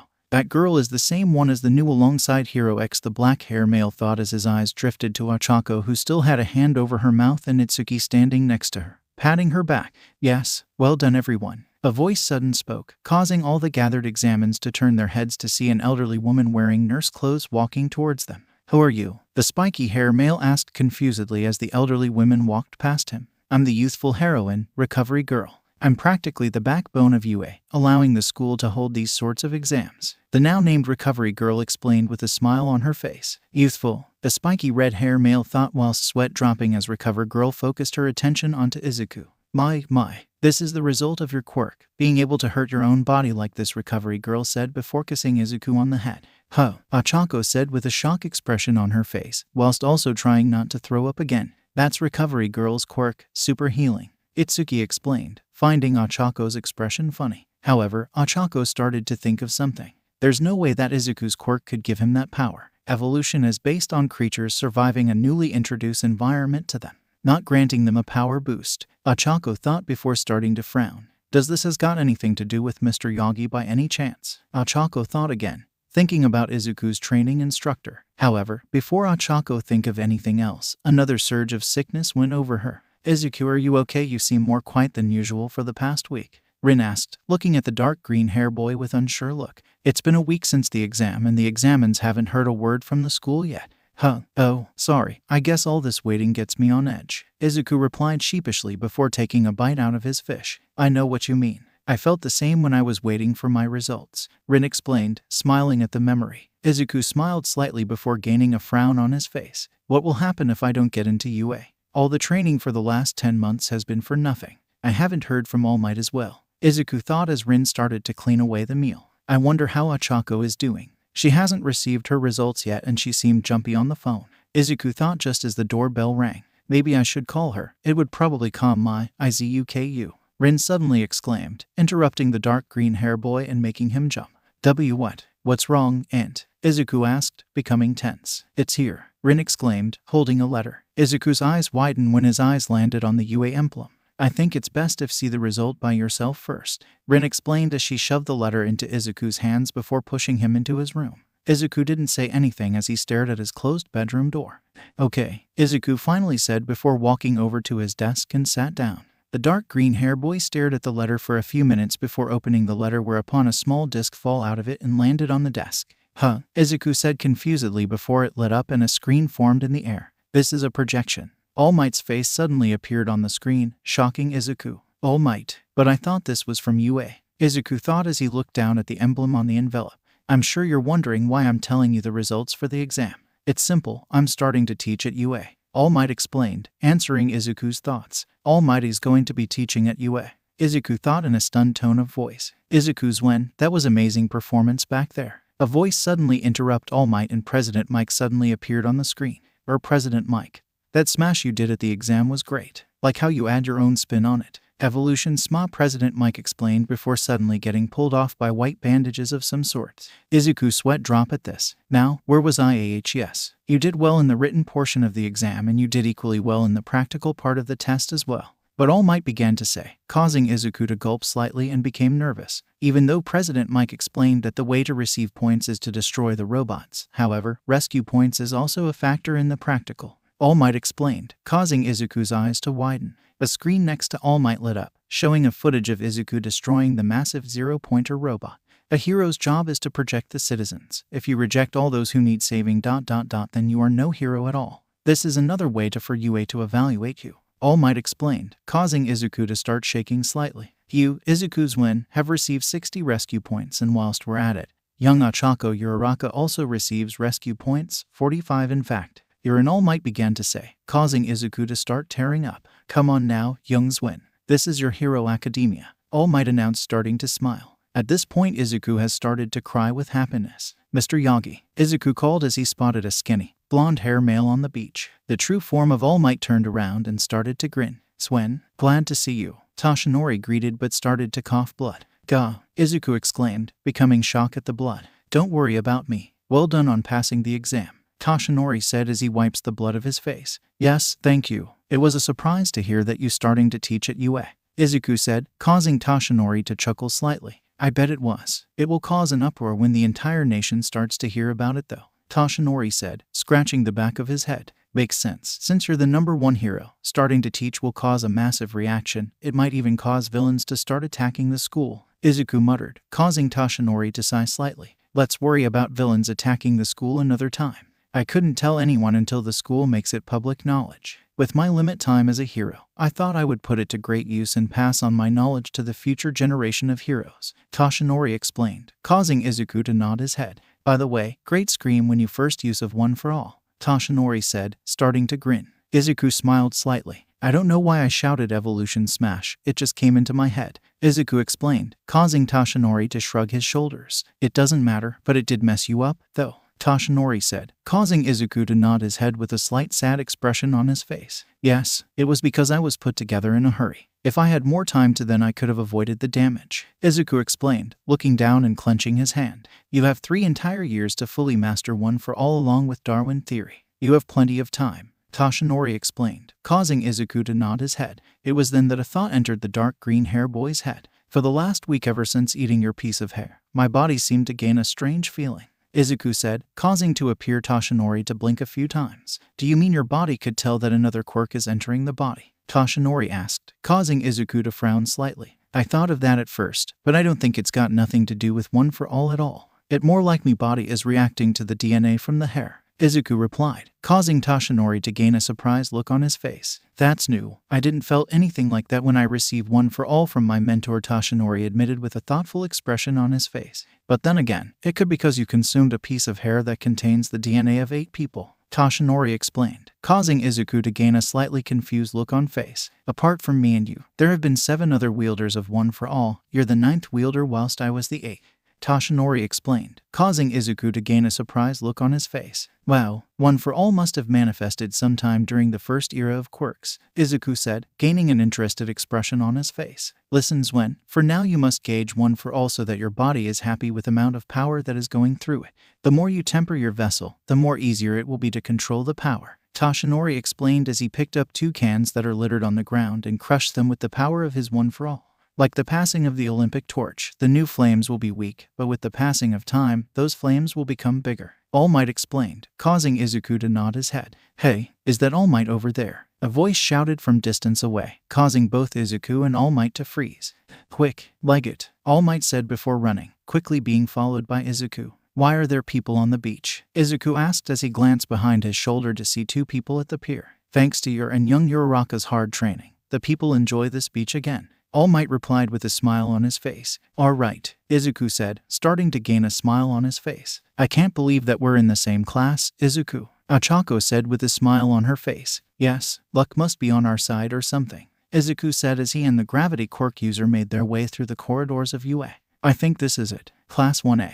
Izuku said as the 2 of them reached a door that is marked 1A. That's one big door, Ochako said as she tilted her head upwards. Well, the classrooms need to be accessible to all students, Izuku explained, causing Ochako to nod her head. I hope that black hair person with the glasses isn't in the same class as us. He's kind of strict, Akako said in a slightly hopeful tone of voice. Maybe, but we all don't get what we want in life, Izuku said grimly, causing Ochako to gain a slight confused look on her face as Izuku opened the door. Remove your foot from the desk. It's an insult to those who made this desk, a certain black hair, glasses-wearing male said, causing both Izuku and Ochako to sweat drop. I think you were right, Izuku. We don't all get what we want in life, Ochako said before sighing. However, it was then that black hair, glass-wearing male spotted them. Ah, you two. This is a surprise, being in the same class together, the black hair, glass-wearing male said as he approaches them. Hi, my name is Izuku Swen and this is Ochako Uraraka. Izuku introduced himself and Akako to the black hair, glass-wearing male. The glass-wearing male raised an eyebrow and Izuku's surname before clearing his throat.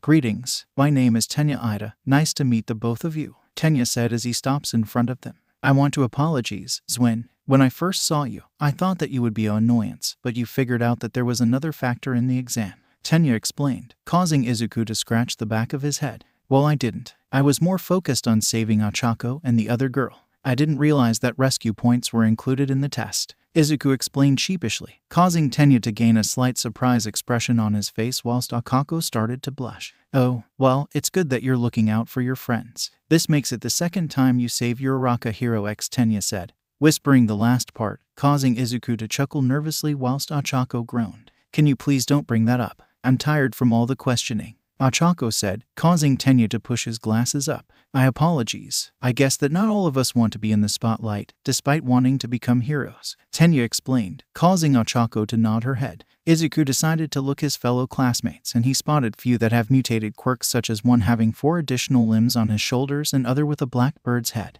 The rest look normal except for 2 girls where one has pink skin with 2 small yellow horns and another who is completely invisible. The only thing that can be seen is the female school uniform. Izuku recognized the spiky red hair male that was in the same exam site that the dark green hair boy Ochako and Tenya were in.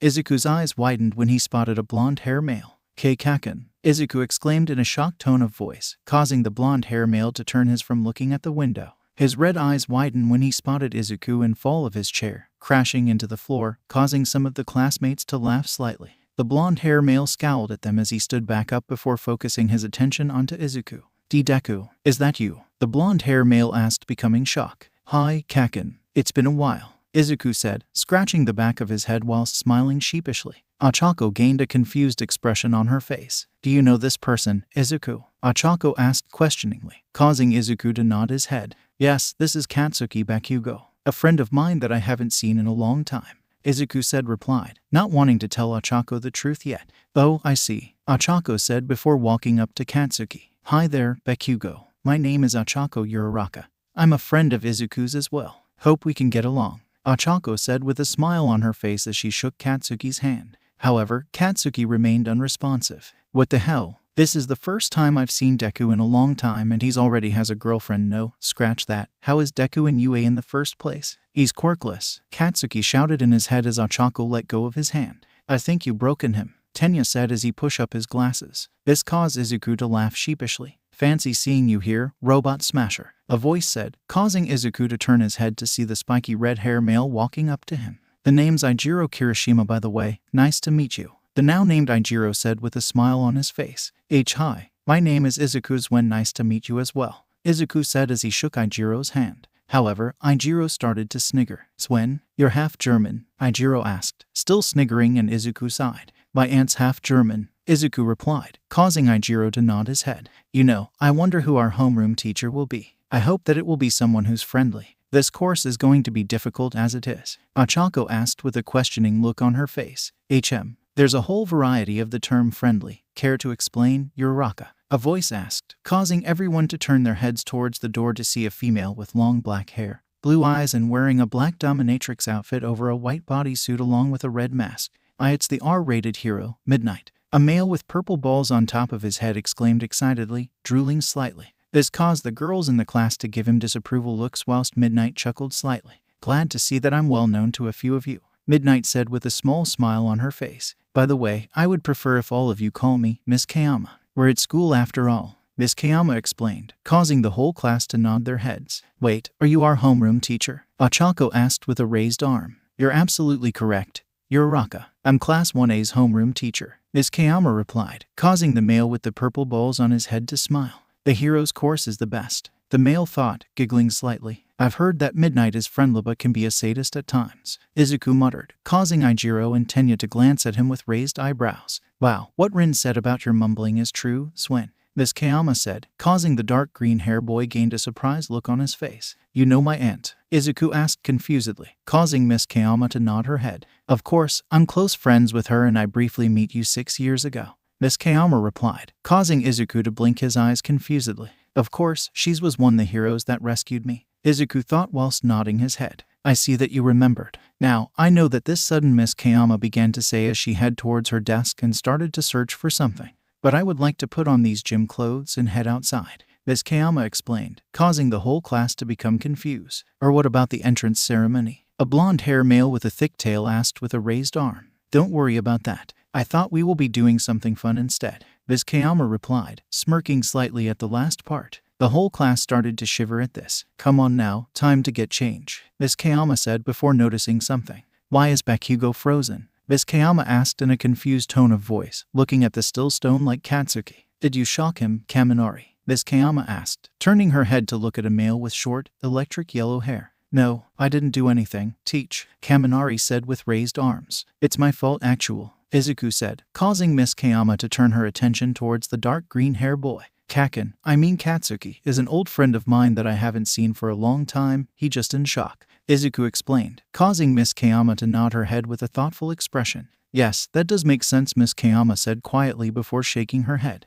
"Anyway, head to the changing rooms everyone, and someone please push Bakugo. He may need it," Miss Kayama added, causing everyone to nod their heads. "A test of our quirks," the whole class exclaimed, now wearing gym clothes and being outside of the school. "That's right. I thought that it would be a good idea to see the limits of our quirks. More exciting than listening to some speech," Miss Kayama replied as she led class 1 into the sport grounds. "The tests that we will be doing: softball training, standing long jump, 50-meter dash, endurance training, grip strength, side-to-side stepping, upper body training, and seated toe touch. You all did these in middle school without the aid of your quirks. But for this test, you're allowed to use your quirks," Miss Kayama explained, causing the class to murmur. "A wide range of tests, but the variety of quirks in the class will be most useful in 1 or 2 of the tests," Izuku muttered, causing the whole class to glance at him with raised eyebrow. "It looks like Swen made a good point. Some of your quirks will be suitable for one test, but not for another," Miss Kayama said, and Izuku jumped slightly as he didn't realize that everyone could hear him. This caused the class to chuckle. "Bakugo, how far can you throw a softball?" Miss Kayama asked, turning her attention towards Katsuki, who regained his senses when someone asked if someone should change his clothes for him. The question caused the blonde-haired teen to get mad. 67 meters, Katsuki replied before catching a ball that Miss Kayama thrown at him. "Throw this ball with the use of your quirk. You can do whatever you want, but you can't leave the circle," Miss Kayama explained, causing Katsuki to nod his head whilst gaining a grin. Izuku Ochako said quietly, pulling Izuku's sleeve, causing the dark green hair boy to turn his head towards the gravity quirk user. "You said that Bakugo is an old friend of yours. What is his quirk?" Ochako asked, becoming curious. "If I'm remembering correctly, Kaken's quirk allows him to produce explosions, but I'm not sure how much his explosions improved over the years," Izuku replied, causing Ochako to nod her head. "Die!" Katsuki shouted before throwing the ball, letting off an explosion just as the ball left his hand. "Die!" the whole class thought at the same time. Miss Kayama is holding a small device in her hand, and after a few seconds, it started to beep. It's important to know the limits of our quirks, otherwise you'll burn yourself out quickly. Miss Kayama explained as she showed the device to the students, which has the result of 705.2 meters on it. Wow, that's an impressive score, Ijiro said from somewhere in the crowd of students. This will be interesting. I wonder what sort of new scores we all get. The girl with the pink skin and yellow horns said in an exciting tone of voice. Interesting, Miss Kayama asked, causing a chill to run through Class 1A. Let's add something that will make the test more interesting. As you put it, Ashido. The one who is in last place will receive a punishment from me, Miss Kayama explained while starting to smirk, causing the whole class to gulp. Welcome to UA, where the education system is freestyle, Miss Kayama said just as Izuku began to frown. I better focus on One for All. All Might said that since I experienced the full power of One for All, I can regulate the power outlet. Izuku thought in concentration. As Class 1 went through the tests, the R-rated heroine became confused. Why hasn't Swin activate Darwin's theory? I know that he isn't using his normal strength. Miss Kayama thought questioningly as she compared Izuku's result in the hand grip test with Hantasira, a black hair boy with strange elbows, and saw a slightly major difference between the results. Is it possible that Swin somehow changed his quirk so that he didn't need to change into his dragon-like form? No. He was in his dragon-like form for the majority of the exam, but then he transformed back into his human form before punching the zero-pointer with that incredible strength.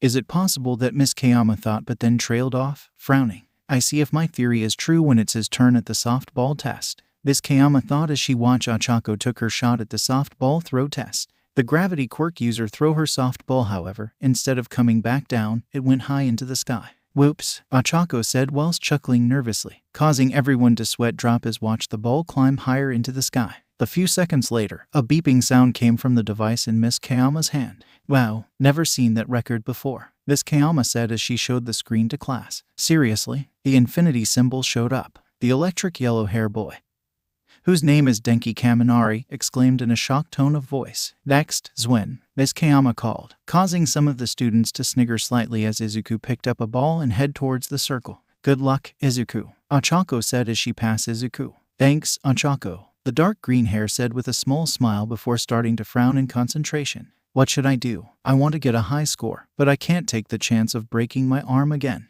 Maybe I could focus it on one finger, maximizing the power whilst minimizing the damage, Izuku muttered, causing the whole class, including Miss Kayama, to sweat drop. For some reason, whilst during the tests, Izuku felt his limbs becoming numb instead of hurting. However, the dark green hair boy thought that this is due to the fact that he is using a small percentage of One for All. Is he always like this? Ijiro whispered to Ochako, causing the gravity quirk user to nod her head as Izuku entered the circle. Okay, here I go, Izuku thought before starting to throw the ball, planning on activating One for All at the last moment. Hold it, Miss Kayama called, causing Izuku to misjudge his swing and throw the ball downwards, almost hitting his foot. The whole class became confused as Miss Kayama started to walk towards Izuku. Is there something wrong, Miss Kayama? The dark green hair boy asked, still feeling shocked that he almost hurt himself as the R-rated heroine approached him. I've been wondering, Swin, is it possible that you have developed a second quirk during the time that I last saw you? Miss Kayama asked, causing Izuku to gulp slightly. I'm asking this because in the exam, I saw you transforming back from your dragon-like form into your human form before punching that zero-pointer. So Zwin, do you also possess a quirk that enhances your strength? Miss Kayama asked as she stared at Izuku, causing the dark green hair boy to become nervous. Yes, Izuku replied nervously. Shoot, I've forgotten that the teachers were observing us during the entrance exam.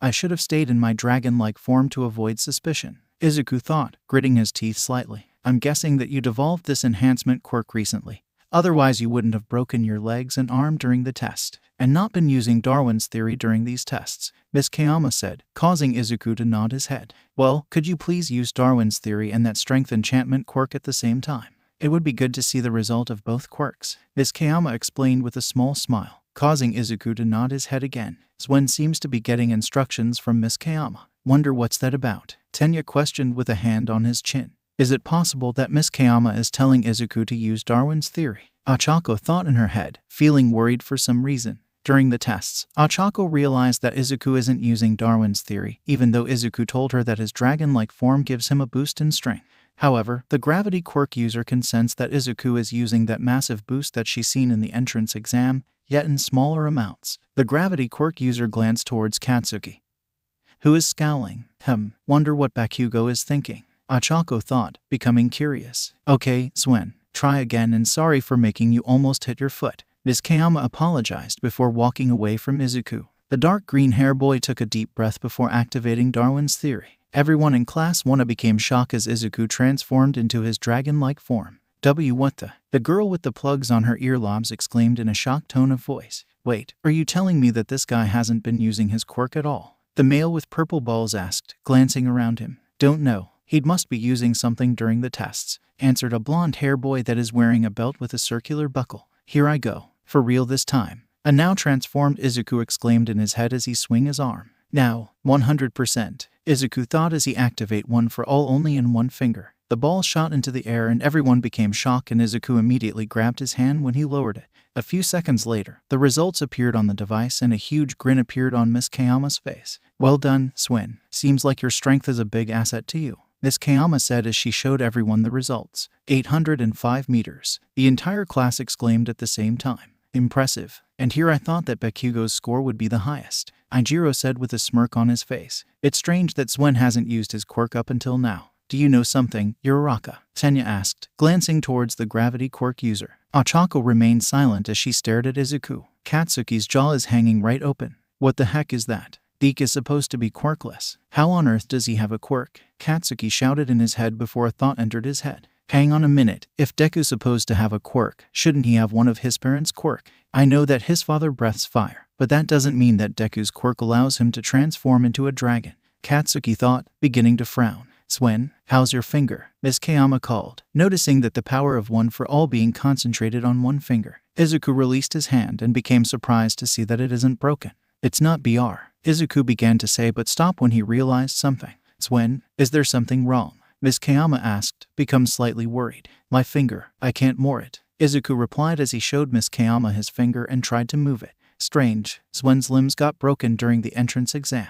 But what's making the difference now? It is that Swen's dragonish form is protecting his body. Miskayama thought confusedly. Hey, I think something's wrong with his finger, Denki said as he started to notice Izuku's non-moving finger. Must be side effect of his quirk, causing him parallelization. A girl with long black hair suggested, causing some of the class to murmur in agreement. But, didn't Swen got his limbs broken during the entrance exam?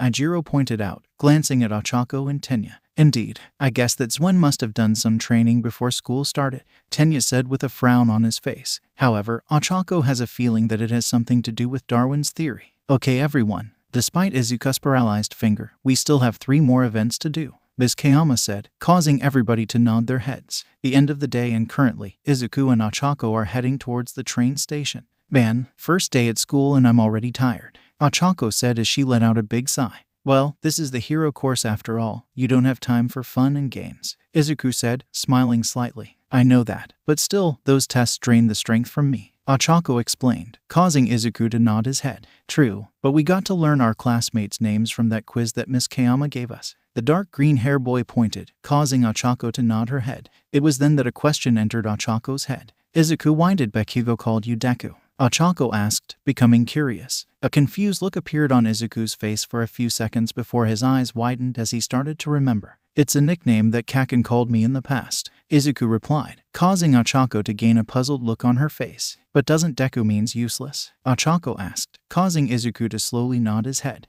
Yes, and my name can be translated into Deku. That's where the nickname originated from, Izuku explained, causing Ochako's eyes to widen. So you've been called Deku for a while then? Ochako asked, causing Izuku to nod his head. Yes, it gotten worse when I found out I was quirkless, Izuku replied before realizing what he said, causing the dark green hair boy to clasp a hand over his mouth. Quirkless? Ochako asked in a skeptic tone of voice. Well, I thought to be quirkless. Remember I said that my quirk was dormant, Izuku quickly explained, causing Ochako to slowly nod her head before changing the subject. So, how's your finger? Ochako asked, glancing down at the finger that was charged with the power of one for all. I'm starting to regain the feelings in the finger, but it still feels numb, Izuku replied, moving the finger slightly. That's good to hear, Ochako said with a smile on her face. Yes, but I need to train my body more to avoid future paralyzations, Izuku explained, and it was then that Ochako stopped walking. Ochako, is there something wrong? Izuku asked, stopping as well when he realized that the gravity quirk user has stopped. Izuku, that strength you showed at the softball throw test, it isn't from Darwin theory, is it? Ochako asked, causing Izuku to freeze. Shoot, she's on to me, Izuku thought, starting to panic slightly. You used that strength during the other tests. And in the entrance exam when you destroyed that 0-pointer. Izuku, have you somehow developed a second quirk? Ochako asked, staring at Izuku, who closed his eyes before taking a deep breath. Yes, I somehow developed a second quirk, Izuku replied, deciding on telling Ochako a half-true story. Does Mr. Yagi know? Is that why he'd been training you? Ochako asked, causing Izuku to nod his head. Yes, when he was around at my home one night, my second quirk suddenly emerged. Mr. Yagi sensed that my body can't handle the raw power behind my second quirk and decided to train me, Izuku explained before starting to feel bad as he can't tell Ochako the whole truth. After a few seconds, Ochako nodded her head. I'm glad that the problem is being solved, Ochako said, causing Izuku to inwardly sigh in relief. Come on, we need to get to the train station, Ochako said before suddenly moving, causing Izuku to quickly catch up with her. Meanwhile, at UA, Toshinori Yagi is in the teacher's lounge reading a book about teaching. Hello, All Might. How's the reading going? A voice suddenly asked, causing the true form of the number 1 hero to sharply turn his head to see at the doorway. Midnight. Don't call me All Might when I am in this form, Toshinori exclaimed, causing Nimuri to chuckle slightly whilst shaking her head slightly. It's after school, you know, you can relax, Nimuri pointed out, causing Toshinori to become silent for a few seconds before letting out a sigh. I guess you're right. But still it will cause a storm if people found out about my true form, Toshinori explained, causing Nimuri to nod her head as she sat down on one of the couches. I agree with you on that, Numi said, remembering the time when the teachers of UA were shown All Might's true form. President Mike actually fainted.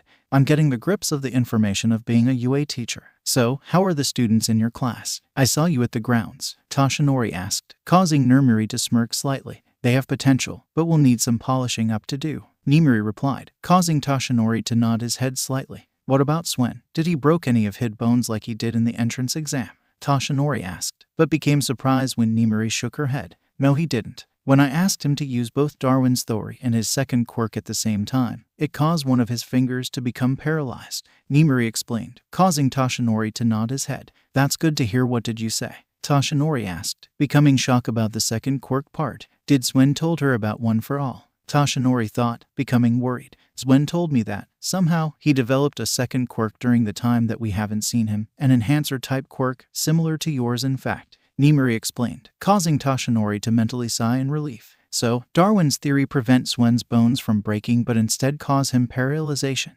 Toshinori asked, causing Nimuri to nod her head slightly. I was thinking on the same lines. But still, if Swen pushed beyond the paralyzation at this stage, the enhancer quirk will probably cause broken bones, Nimuri explained, causing Toshinori to nod his head. That's my fault for the breaking of young Swen's bones. If I asked earlier to become my successor, then we have much more time to make Swen a more suitable vessel, Toshinori thought, feeling sad slightly. From the sounds of things, you have plenty to do throughout your time with Class 1A. A voice suddenly spoke, causing both Nimuri and Toshinori to turn their heads to see a male with shaggy black hair, black eyes, and wearing a wild scarf around his neck. Aizawa, nice to see you, Nimuri called as Shota walked into the teacher's lounge. Having a rough day already? Toshinori asked, seeing the tired look in the erasure quirk user's face. Not really, this is how I usually look, Shota replied, causing a small grin to appear on Toshinori's face. So, I overheard that the boy has developed a second quirk, an enhancer type, Shota said, causing Nimuri to nod her head. That's correct. He will be a powerful hero with Darwin theory and the enhancer type quirk, Nimuri explained, smiling slightly. However, Shota sighed. Swen won't be any good if he kept on breaking his bones or becomes paralyzed every time he decided to use it, Shota pointed out, causing Nimuri to frown slightly. Don't be harsh, Aizawa. From what I managed to figure out, it looks like that Swen developed this quirk recently, sometime very close to the date of the entrance exam, Nimuri interjected, staring at the erasure quirk user. He gained it on the actual day in fact, Toshinori thought in his head as Shota sighed. All I'm saying is that Swen will find himself unable to defend himself and will end up in serious danger, Shota explained before closing his eyes. When Shota opened his eyes again, he became surprised slightly when he saw Nimuri staring at him. You know something, Aizawa? I think this is the first time that you actually shown being worried about a student at this school, Nimuri explained, causing Shota to blink a few times. Even though Shota Aizawa is a strict teacher, he does have concerns about the students' well-being at UA. Shota sighed before speaking. Well, Izuku's one is a special case. I don't think his past is ready to give up their hold on him just yet, Shota said, causing both Toshinori and Nimuri to become tense. Are you implying that young Swen is in danger? Toshinori asked, causing Shota to nod his head. Yes, though we captured Professor Gens 6 years ago. He wasn't the one who is in charge of Project Eval, was he? Shota explained, causing frowns to appear on both Toshinori's and Nimiri's face. Xander, Toshinori said, causing Shota to nod his head. It's been 6 years since we rescued Zwen, but this Xander person has been awfully quiet, Shota pointed out, causing Toshinori to nod his head. Agreed. Apart from Xander making his sudden appearance, there's also the second phase of Project Eval, Toshinori said gravely, causing the other two teachers to nod their heads. I think that's the most worrying part. What is the second phase? Nimiri asked rhetorically. I doubt that Professor Gens will know if he was alive, Shota said, remembering the day that he was told that Professor Gens was murdered in his cell. Toshinori noticed that Nimiri's frown has become deeper. What are you thinking, Kayama? Toshinori asked, becoming slightly curious. I was wondering if the second phase of Project Eval involves Zwen's second quirk, Nimiri replied, causing Toshinori to become surprised whilst Shota to frown slightly before shaking his head. I highly doubt it. I'm still wondering how Xander even knew that Zwen has a quirk in the first place when he has 2 joints within his toe. I think it's impossible that Xander knows that Zwen possessed 2 quirks, Shota pointed out, causing Nimiri to sigh. Then I'm out of suggestions, Nimiri said in a hopeless tone of voice. I guess that if we want answer, then we have to wait until Xander show his face again, Toshinori said, causing the other 2 teachers to look at him. Risky, but you do have a point. Xander Krom is currently the only one who hold the answers, Nimiri said in a somber tone of voice. Until then, we need to keep a close eye on Izuku's Zwen, Shota said, causing Toshinori and Nimiri to nod their heads. It's the next day and Izuku is waiting outside the gate entrance to UA. Morning, Zwen, a voice called, causing the dark green hair boy to turn his head to see Tenya approaching him. Oh, good morning, Ida, Izuku said with a small smile on his face. Where's Uraraka? You two are usually seen together, Tenya asked, glancing around. She was running a bit late, but she'd phone me and I would see her and at the entrance, Izuku explained, causing Tenya to nod his head. I see, Tenya said with a hand on his chin. You two seem to be close, Tenya pointed out, causing Izuku to scratch the back of his head. Yeah, me and Ochako have been friends for almost a year now, Izuku explained, causing Tenya to nod his head with interest. You two on first name terms. That sounds like there is something is going between the two of you. A voice spoke behind Izuku, causing the dark green hair boy and Tenya to turn their heads to see a grinning Ijiro.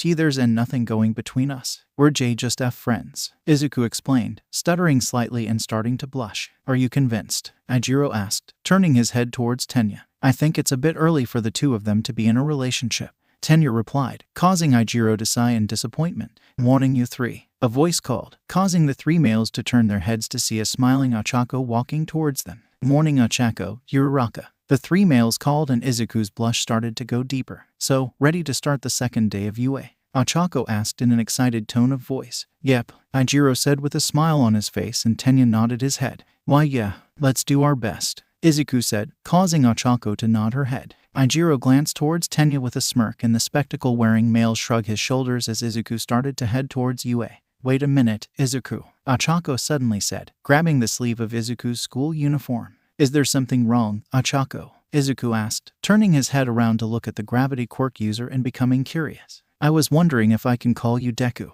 Ochako asked, causing Izuku to raise an eyebrow whilst both Tenya and Ijiro both become confused. Or Uraraka, don't you know that Deku means useless? Tenya pointed out as Ijiro nodded his head in agreement. Well, yes, but I've been thinking about it at home and I thought that the name screams do your best. I kind of like it, Ochako explained, causing Izuku to blink a few times. Sure, you can call me Deku, Izuku replied, causing both Tenya and Ijiro to become surprised. Wow, Zwen just agreed to be called useless by Uraraka, Ijiro said in disbelief. Indeed, Tenya said in agreement. Yeah, Ochako exclaimed before suddenly hugging Izuku. Gah, Izulu exclaimed, his face starting to turn red, and people walking past the 4 of them started to snicker. Ochako realized what she is doing and released Izuku, starting to blush herself. Does it mean it's your turn to give Uraraka a nickname? Ijiro asked, causing both Izuku and Ochako to stare at him. The two said at the same time in a confused tone of voice. Since Uraraka gave you a nickname, it should be fair for you to give her a nickname, Ijiro pointed out, causing Izuku to scratch the back of his head whilst Ochako tilted her head to the side. I've got nothing at the moment, Izuku said after a few minutes of silence. What about Infinity Girl? You know, from her result in the softball throw, Ijiro suggested, causing Izuku to frown slightly. I think we're better head inside now, school will be starting soon, Tenya pointed out, causing the other 3 to nod their heads before heading towards UA. The layout for education at UA is similar to a normal school except each 4 course receive their own schedule.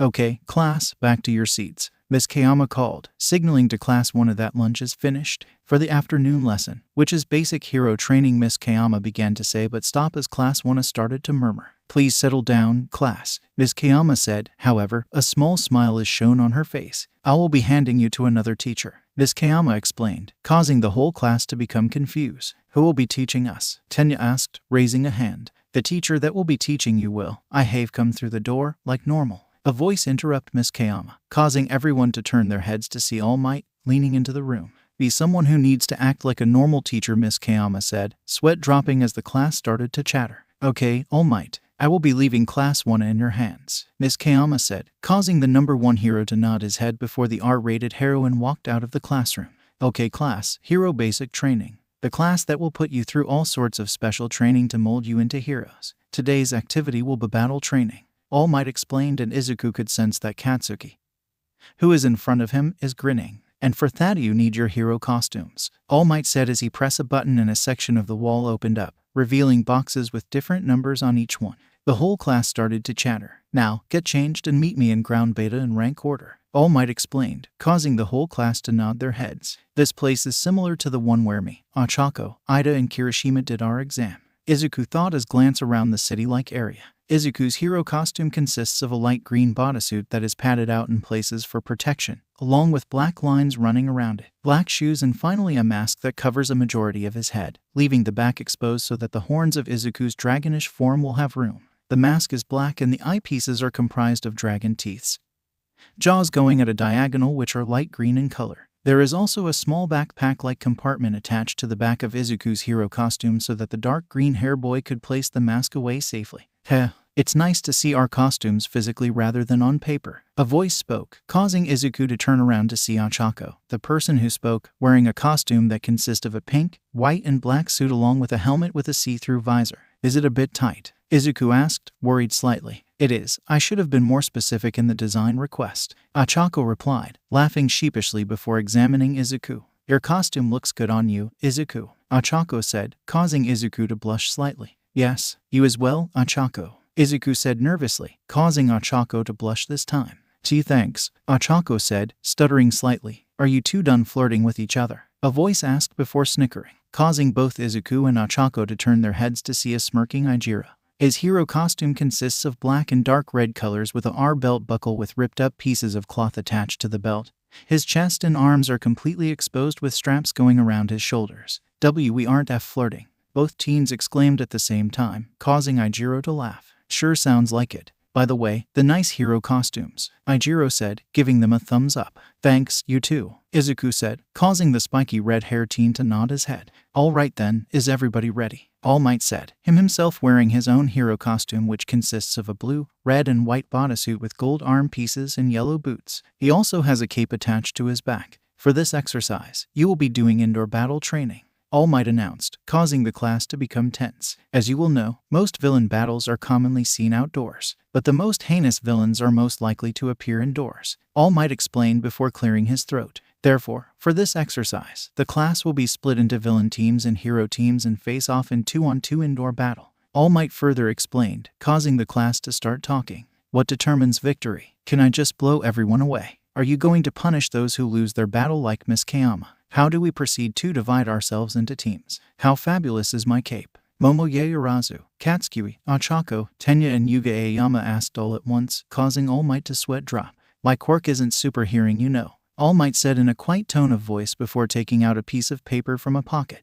Listen up, the villain team will hide a nuclear weapon in one of these buildings, and the hero team have to go in and take care of it. The hero team have a limited time to either capture the villains or secure the weapon. Meanwhile, the villains must either capture the heroes or protect the weapon until time is up. All Might read from the piece of paper. A cheat sheet. Kind of makes sense since All Might is new to the whole teaching thing, Izuku thought, tilting his head to the side. Your battle partners will be decided by drawing lots, All Might explained as he held up a box. Is this the best way to choose partners? Tenya, his hero costume is an entire suit of armor with an engine piece on his back, asked unsurely. If you think about it, pros usually team up with heroes from other agencies on the spot during an emergency. Izuku explained, causing Tenya to gain a slight surprise expression on his face underneath the helmet he is wearing. I see. That makes sense, Tenya said, nodding his head. Right, time to sort out partners, All Might announced before handing out the box. Letter, Izuku thought as he stared at the letter that is written on his piece of paper. Now, who is partner will? It looks like we're partners, Swen, a voice said, interrupting Izuku, causing the dark green hair boy to jump slightly.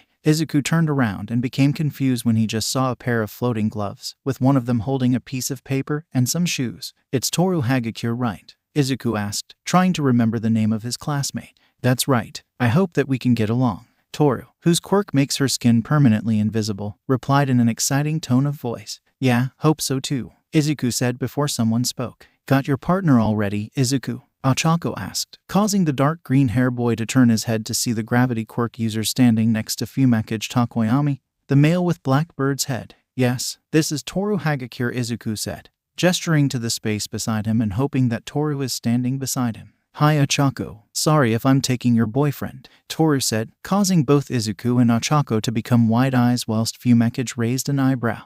We're not dating or anything, both teens exclaimed at the same time whilst blushing. Though, you two are close, so I thought you two are dating, Toru said, tilting her head to the side. All right, time to see which teams are fighting each other, All Might said as he took out 2 balls from 2 separate boxes, one saying hero whilst the other is villain.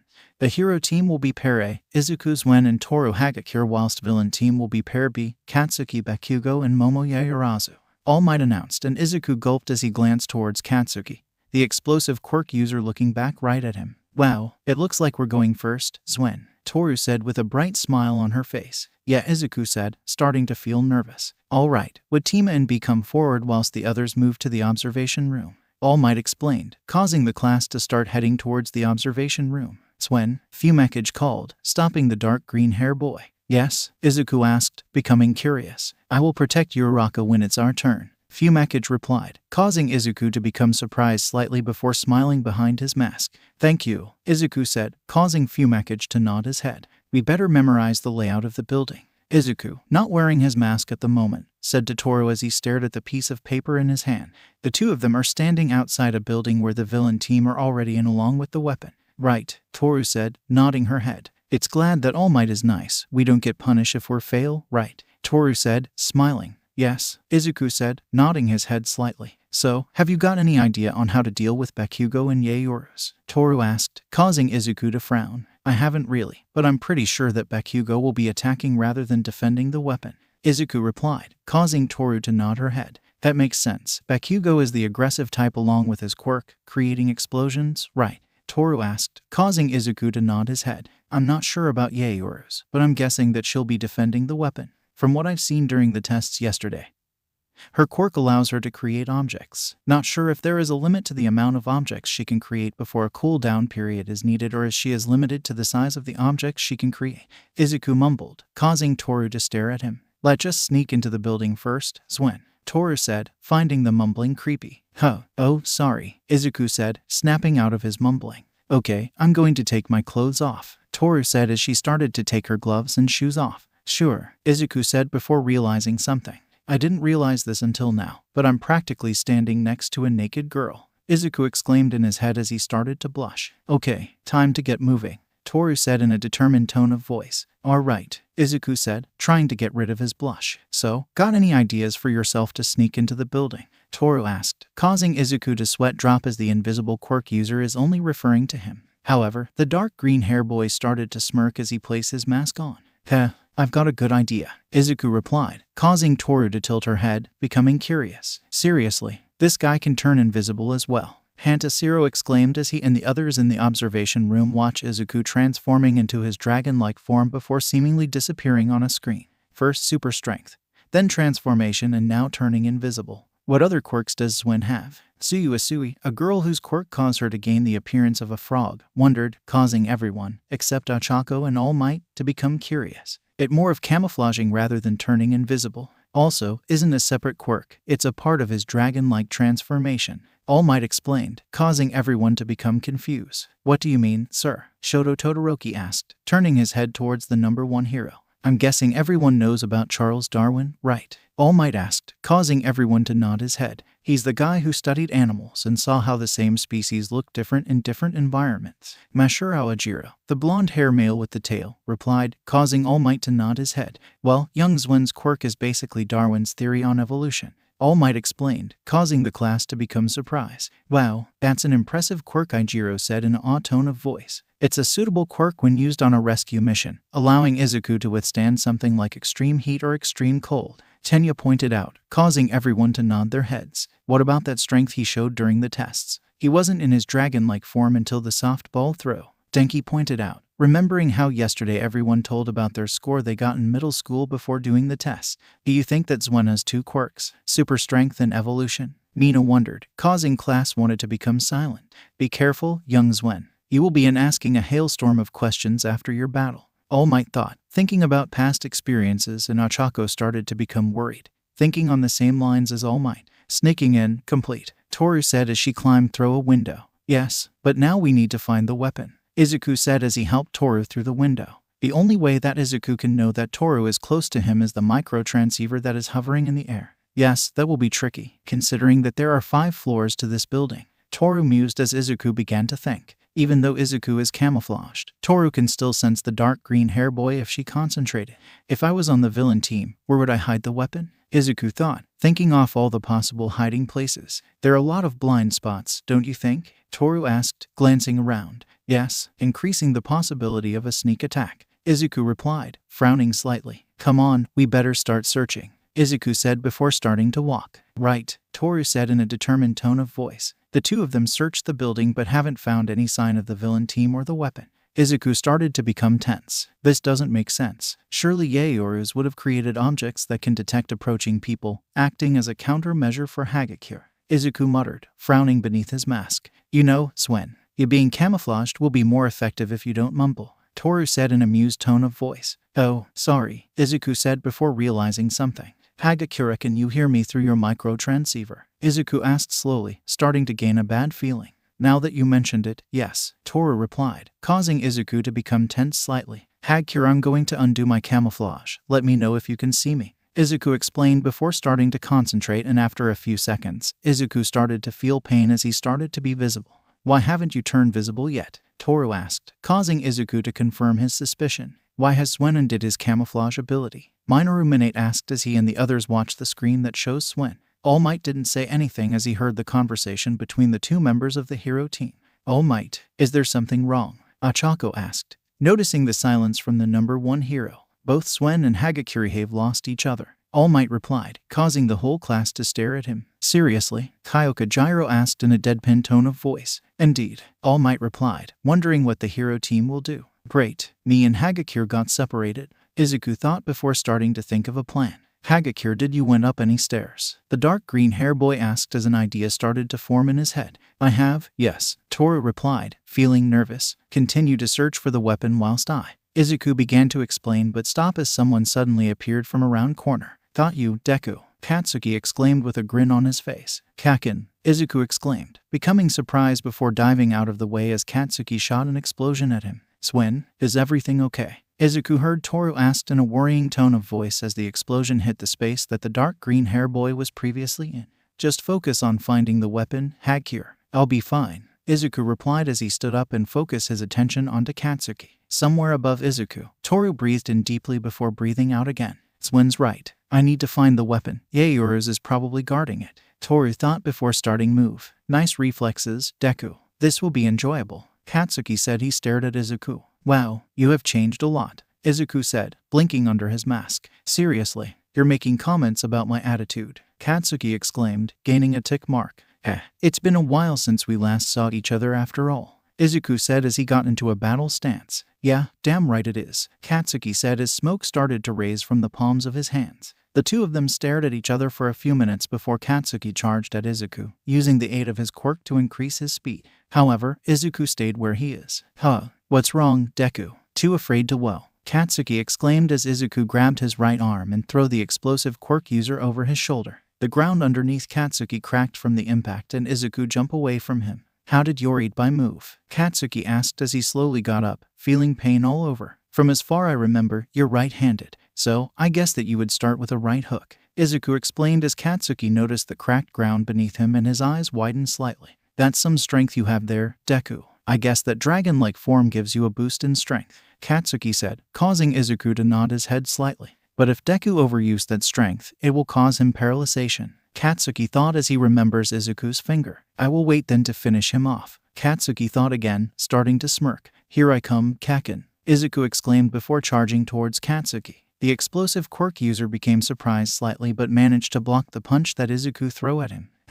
You have to do something better than that, oaf, Katsuki said before receiving a kick to the side. Izuku winced slightly as Katsuki crashed into the wall. I hope he didn't get hurt too much. I'm only using a small percentage of one for all, Izuku thought, feeling his left leg numbing slightly. Okay, that was better, but I'm way better than you, Katsuki said as got himself out of the wall. You look down on people because you think that you're better than everyone else, Izuku asked, causing Katsuki to laugh slightly. Of course, everyone else are just plain extras, Katsuki replied, causing Izuku to sigh. Well, I hate to inform you, I'm not going to be pushed around by you, Izuku said in a determined tone of voice. Katsuki stared at him for a few seconds before sighing.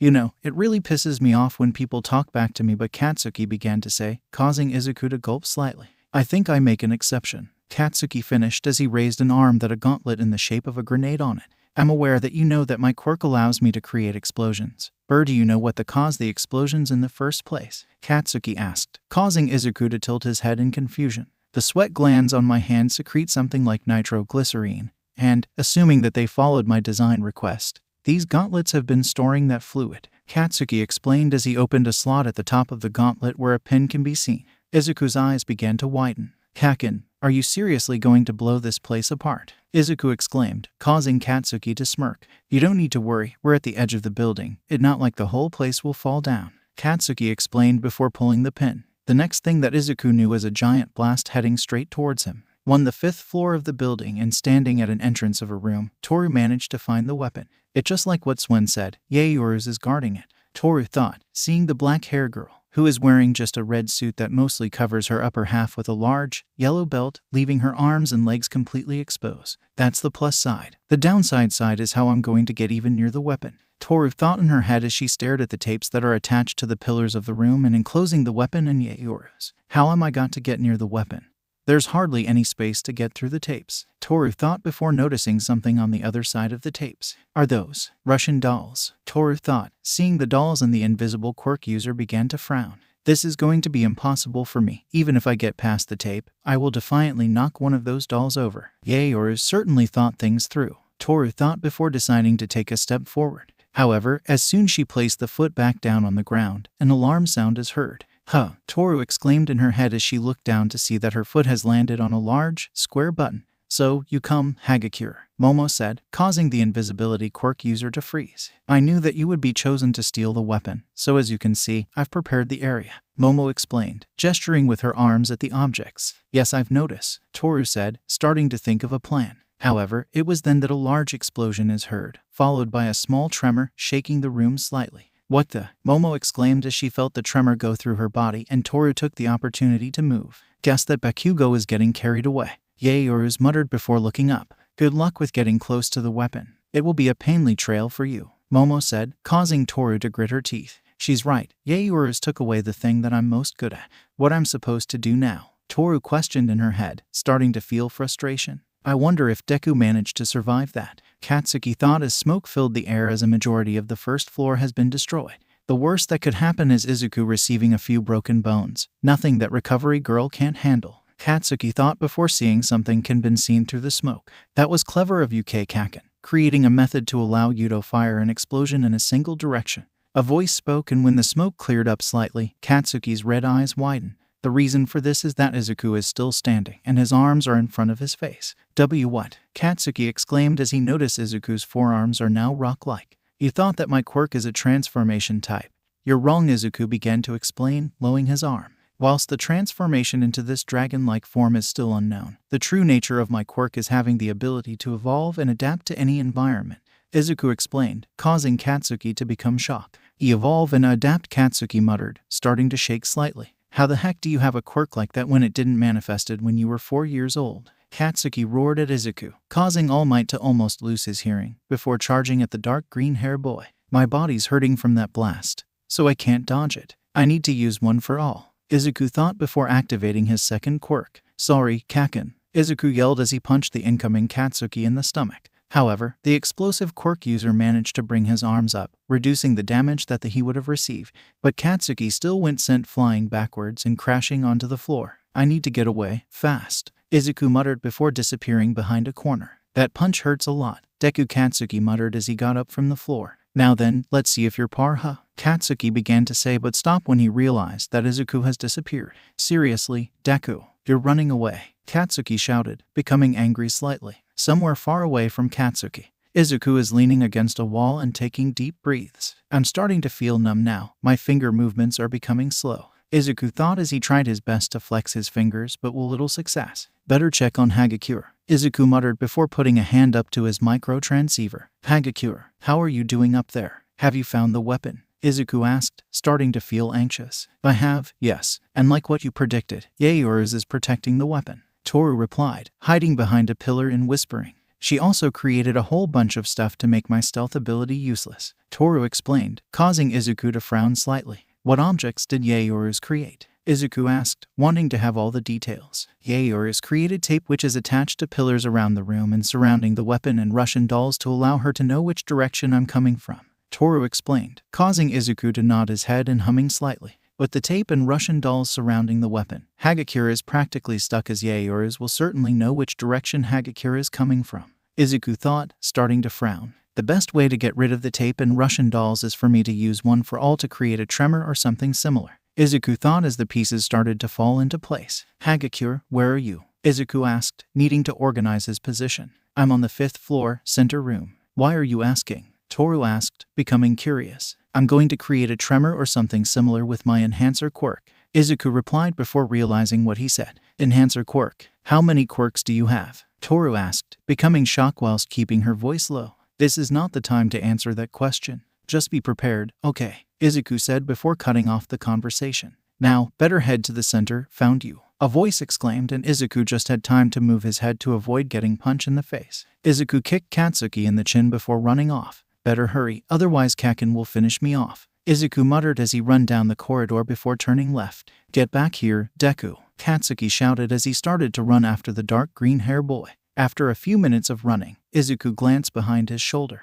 Have I lost him? Izuku asked, trying to hear Katsuki coming. No, you haven't, a voice exclaimed as Izuku turned his head just in time to see Katsuki coming out of side corridor. Izuku rolled onto the ground to avoid getting hit by an explosion, and when he got back on his feet, the dark green hair boy kept on running. Deku, have you forgotten that I have 2 gauntlets? Katsuki shouted, causing Izuku to become confused for a few seconds before stopping dead in his tracks. He's going to fire another one of those long-range explosions, Izuku thought in his head as he turned around to see Katsuki preparing his other gauntlet.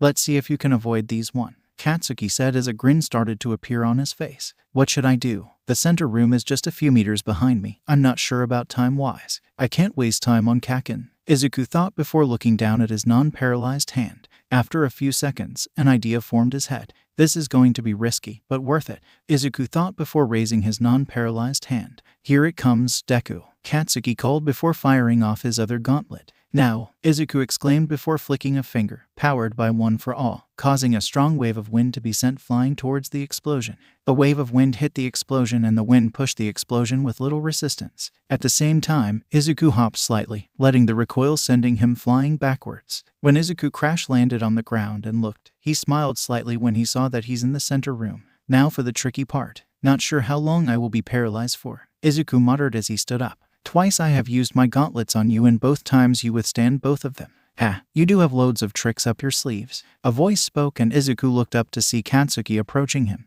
Izuku began to smirk. Yes, I'm good at split decision making, Izuku said, causing Katsuki to scoff slightly. Too bad that it's caused you paralyzation, Katsuki pointed out, causing Izuku to silently agree with him. He's right. I was hoping to use my non-paralyzed arm to cause the tremor, but I guess that I will have to push myself, Izuku thought, prepared himself. I'm sorry to say this, but this battle is mine and Hagakure's, Izuku said, causing Katsuki to raise an eyebrow. And how are you going to do that? There's absolutely no way that invisibly girl can get even a foot close to the weapon, Katsuki explained, but Izuku laughed slightly. You're wrong, and I'm going to show you, Izuku said before raising his clenched paralyzed arm. Activate one for all and punch the ground. Pain erupted throughout. Izuku's arm made contact with the ground.